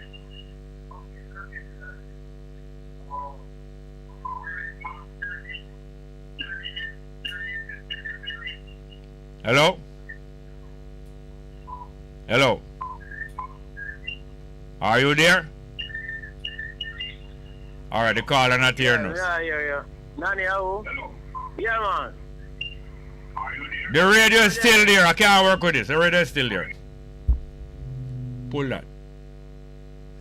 Alright, do you have any more call? Alright, if you can make the call again, because we can't work while the radio is playing. Can't work while. But anyway, Nanny is a Rastafari sister who has been several years now the secretary of the Coral Gardens Rastafari Benevolent Society, a benevolent society, a non-profit citizens organization that is taking care of the interests of the Rastafari movement in the whole Coral Gardens history, and of the elders and the people who survived from that time after receiving persecution at the hands of the government. And the Coral Gardens Benevolent Association or Society has been securing certain compensation and rights one by one, and very frustrating in the meantime, but still carrying on their work. Alright, we're going back to the live chat.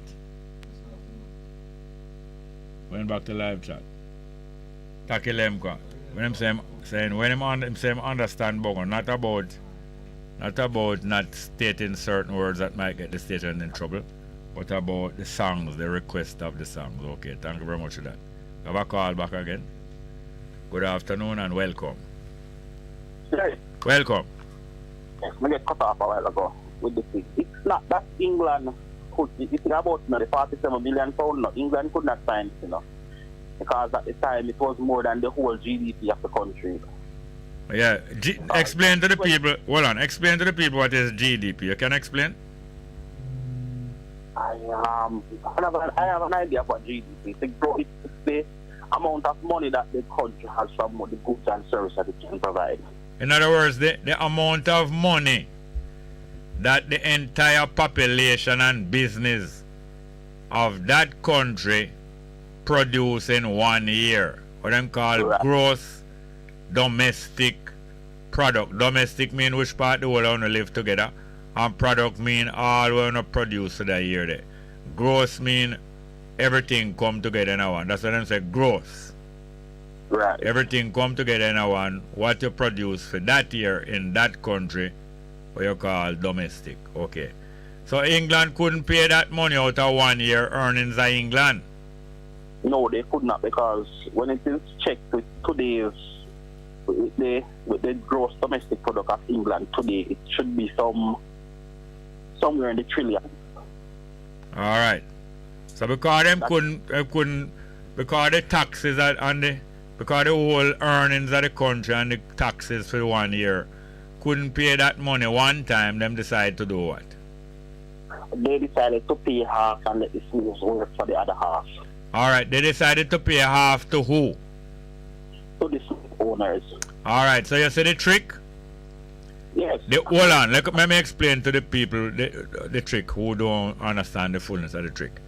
The trick is that England is saying that them going to pass a law that no more enslavement must take place. So the big English landowners in Jamaica going to lose them enslavement money what them getting off of our back. So Britain going to pay them some money what them going to lose. When them estimate the money, them going to lose 47 million pound, but Britain can't pay it back 1 year. So instead of them pay it back over 2 year or 5 year, hear the trick. Them say them are going to pay 20 million out of it, and guess who must pay the other more than half of the money? Now me and you, you know, work 4 more year and pay Britain bill. I wonder if you understand that. Yes, and Britain claims him going to pay the bill to him planter friend them, but him can't pay it one time. So him and the planter friend just make up a trick say, we abolish slavery, but the African them have to pay the rest of the money. After them have hundreds of years that make them rich. Them say, you're free from today, but me can't pay me bill. So you have to go work the next 4 years and pay me bill. Right. But not even that, you know. All of that money that was raised, none of it came to the Caribbean or to Jamaica, you know. All of it came to England to develop the economy of England. No, hold on. I can explain to the people. Because first you talk like a fast. But what the caller is saying, that another part of the trick is that money never come to Jamaica. It come to build up England in England. But that money them wasn't planning for that money to come to Jamaica anyway, you know. That money is being paid to Englishman. Why the Englishman was in Jamaica, capturing Jamaica and capturing slave? To make money to send to England. So you're not going to pay the money to Jamaica. You're going to send the money to England just like how he was in Jamaica scraping money to send to England. And furthermore, him will live in Jamaica have great house at Jamaica. Is England him really live? So you just pay him the money in England. Just like how you have man bribe government minister in Jamaica.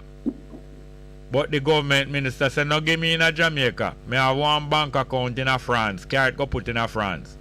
Or him say, no pay me in Jamaica. Me have one mansion in St. Lucia. Carrot go put on in the front room in the mansion. See the key here? Go put on in the front room in St. Lucia. And later me go check it. I remember if it's short, you know, you have to give me the rest. That's how they make the arrangement. Yeah, that is why David Cameron came here and he was not willing to apologize because his family got money out of that, you know. Yes. And the money... Yes, his family got money out of that. Yes, and it is even said that it wasn't... England did not finish paying for those loans of the £20 million until 2015. When you say loan of £20 million, who them borrow it from? Okay. Remember, governments keep borrowing money and making... No. I don't want to hear about governments and everybody else. This one time, England, who England did borrow that money from? I think it was from the taxpayers or whoever they borrowed it from. No, man, them borrowed from one of them big bank. Them borrowed from one of them same friend bank. Because remember, when you borrow money, you know, the guy will lend you go and make money to you know. Right. So that's why if you even get a car for buy and you take out a car loan, if you have a friend who have a bank or an insurance company, you borrow it from him too, that you get your car and him get money, interest on the money where him lend you, and both you and him laugh and shake one another hand. So them borrow the money from one of them own bank and say the taxpayers of England have to pay back that.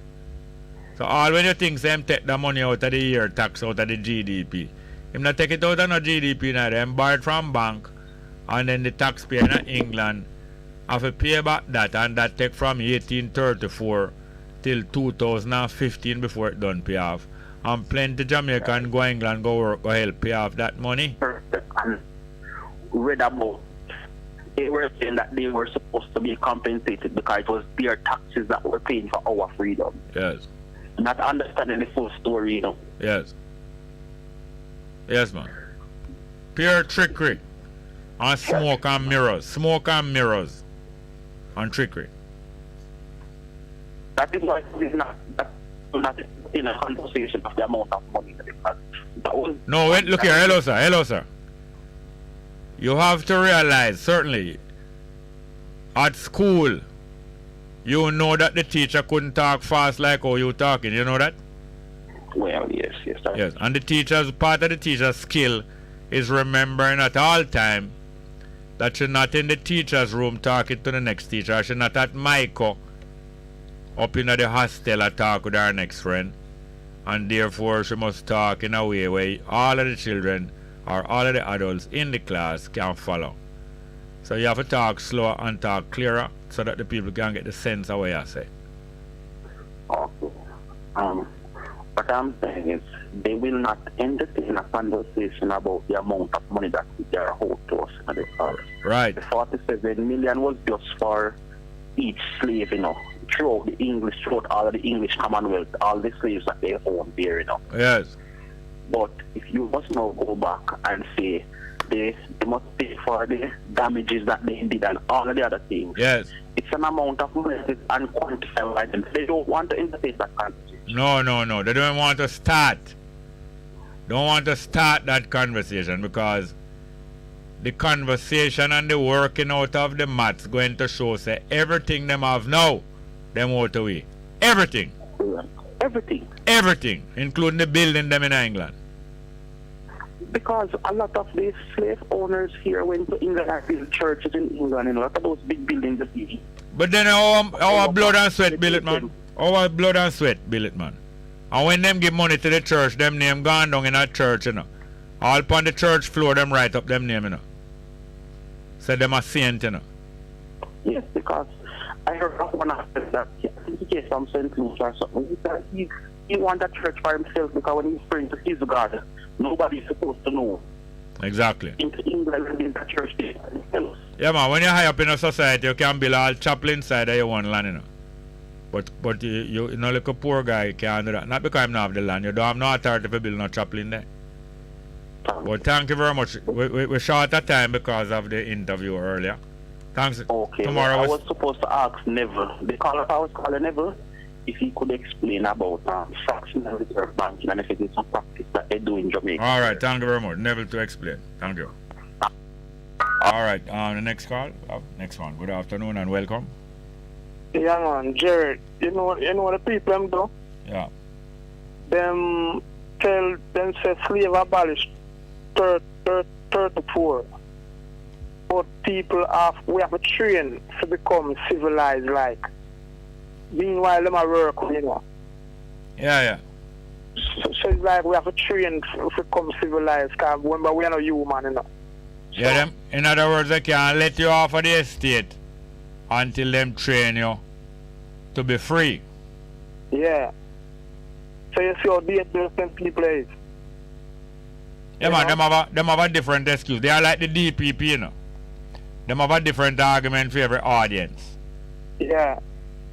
And you see, if you notice what go on in the Catholic country, as what you say, when a man making deal, you know, him having bank account output, you know. Yeah. So that's why the Catholic countries still have no car go on, you know, them still have a mine, you know. Because them don't make the deal already, you know. Them So don't get paid. Not only make the deal, they don't get paid already. They owe them miners there. And if them don't pay them miners and give them what they want, the miner donate money to our next party and beat them in the next election. Yeah, I expose them. No, the exposure don't go by itself. You expose them and beat them in the next election. Yeah. Anyway, give our next man a chance. Yes, sir. Thank you very much for that addition. Yeah, yeah. Yes, sir. Any more? No. Yes, we have some more live chat. How far? Yes. Let us get back to the live chat. Yeah. Takilemkwa. Say, gradually everything will be revealed to the masses in respect of factual past and current events, whether slowly or quickly in measures unexpected. Still learning. Patrick Hall said, Jerry, good afternoon. The Coral Garment Agreement with the government is trickery and they are just biding time until the death of the victims. The agreement should pass on to the victim family. But that's what they're doing, passing on the agreement to the victim family. But that is another trick again, because the victim family were also dead before them get the money. They're supposed to get the money once and for all. And them supposed to get land to not just pure cash. Land and money once and for all. But I understand Patrick Hall, I agree with the sentiment. Sister D. Ruben said, bless up Sister Nanny and Coral Gardens Benevolent Society. Give thanks for I and I works and that of my colleagues. Know that it is appreciated by I and I. Not true? Takilemko said, them reasons there are why I'm so angry and vexed when me still hear others want to hold on to the monarchy, saying it's not the right time for us to look both to self. And him continue. Slow down, don't talk fast. Boy, I laugh till him I want to come in mind. Sister Dewey Ruben say, Bongo very small. To know I work and pay towards the payment, where they not done pay till 2015. Sick of stomach. Actually, I am mother work harder for build up England and pay them with wicked people. You think them never plan for them things and laugh? And Sister D. Ruben is one of the people who grew up in England and probably was helping to pay them money there now and never even know. Can you imagine? And she continues, Zit, Takilemkwa, vex aya.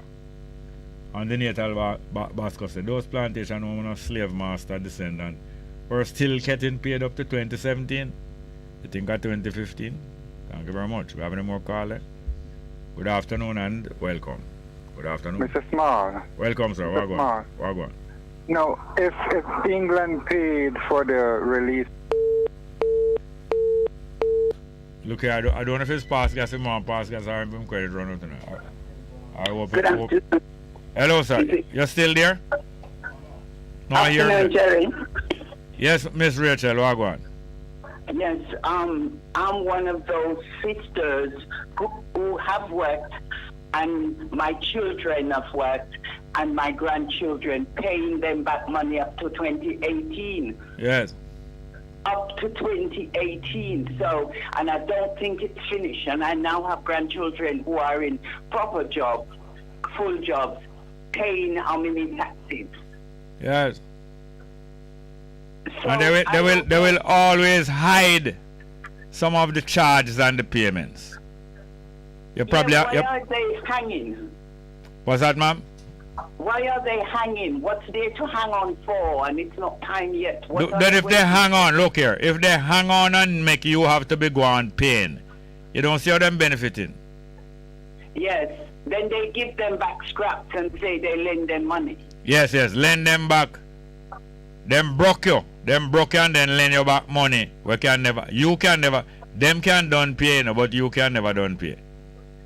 That is ridiculous. Time coming, time. Yes. It's full time now. Yeah, man, I feel it, I hear it.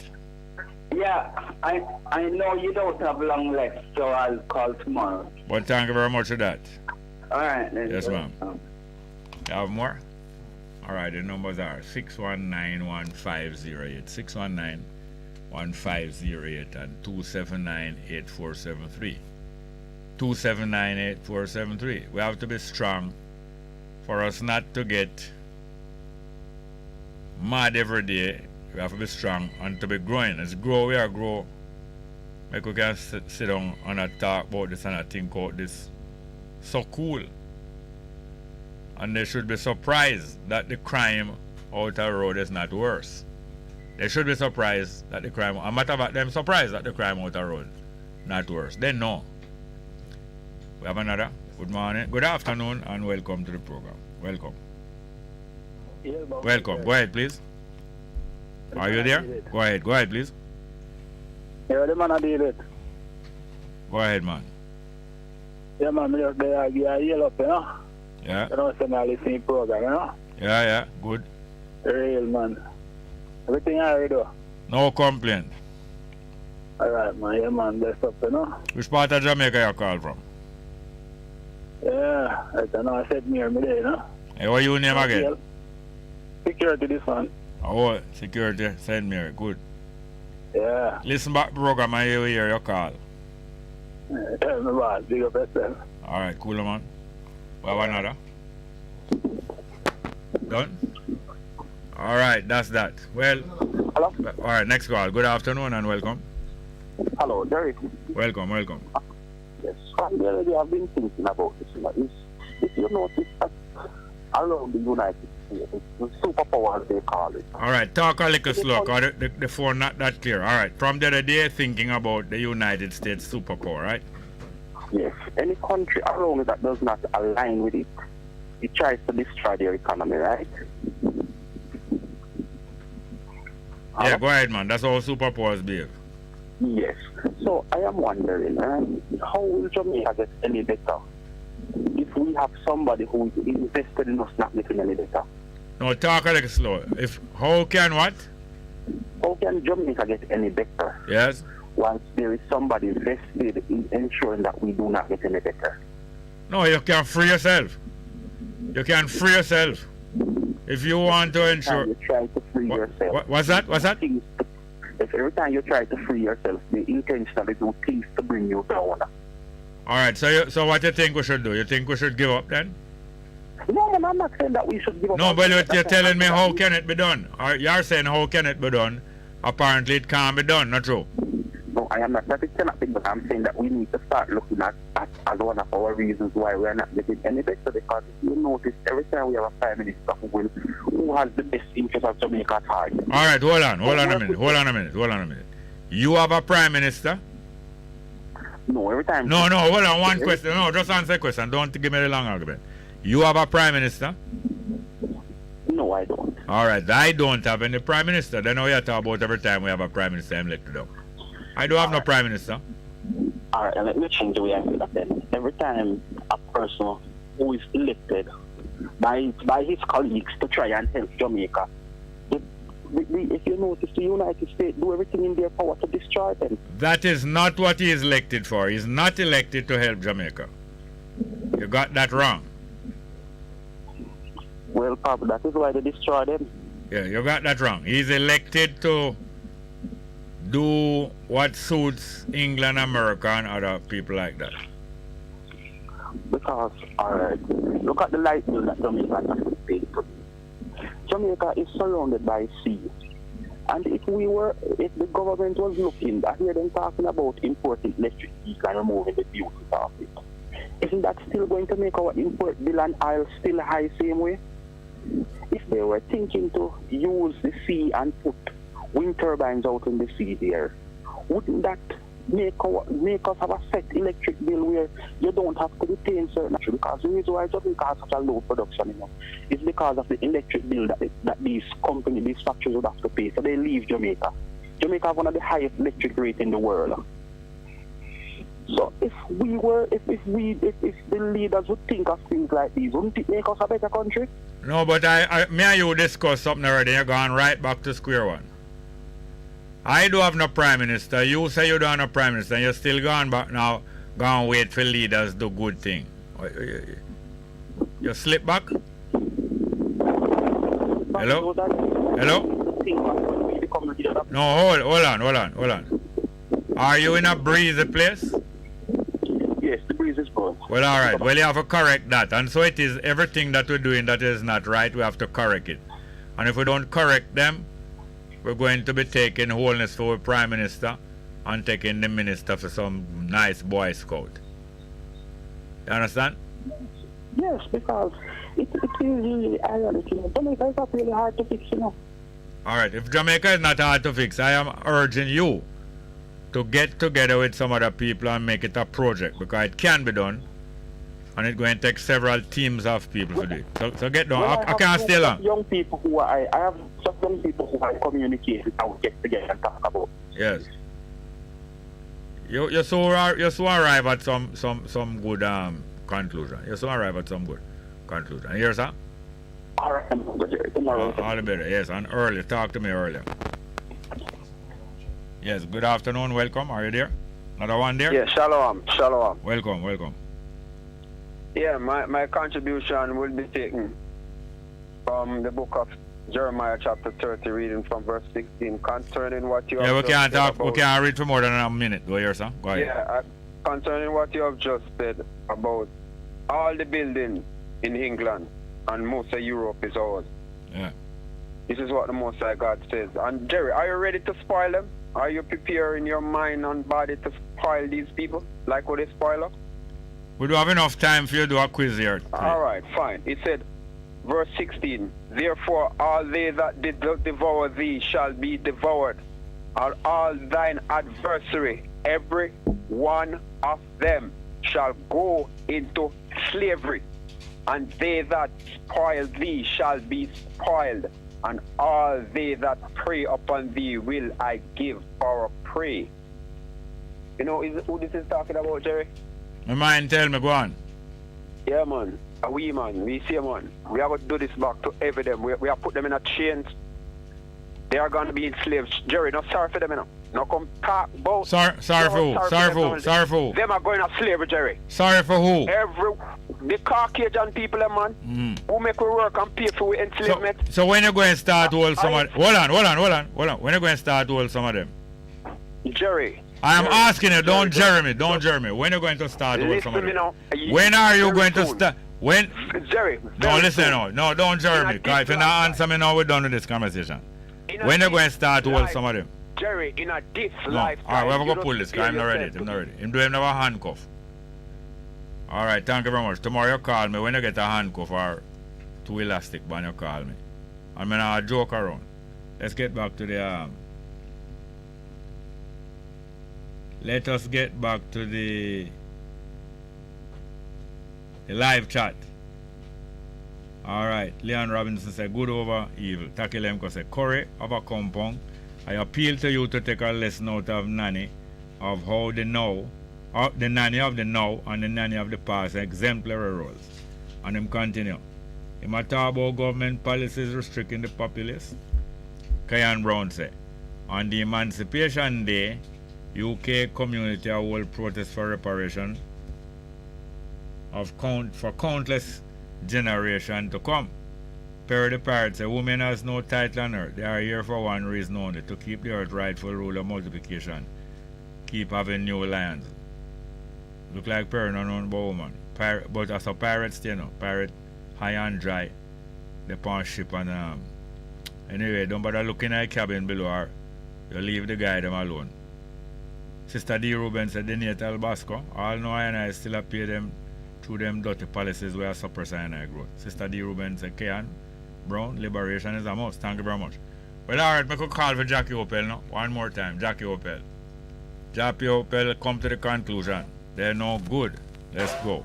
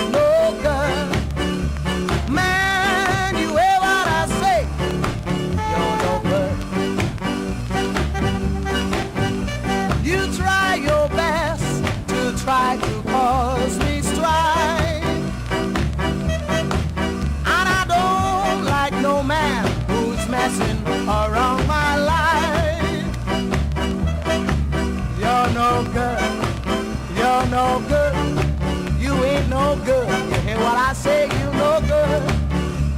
Man, you hear what I say, you're no good. There comes a time when you must cry, but you never miss the water until the well runs dry. No use of you coming on your bending knees. You've done me wrong, and I can never hear your plea. You're no good, you ain't no good. Man, you ain't no good, you're no good.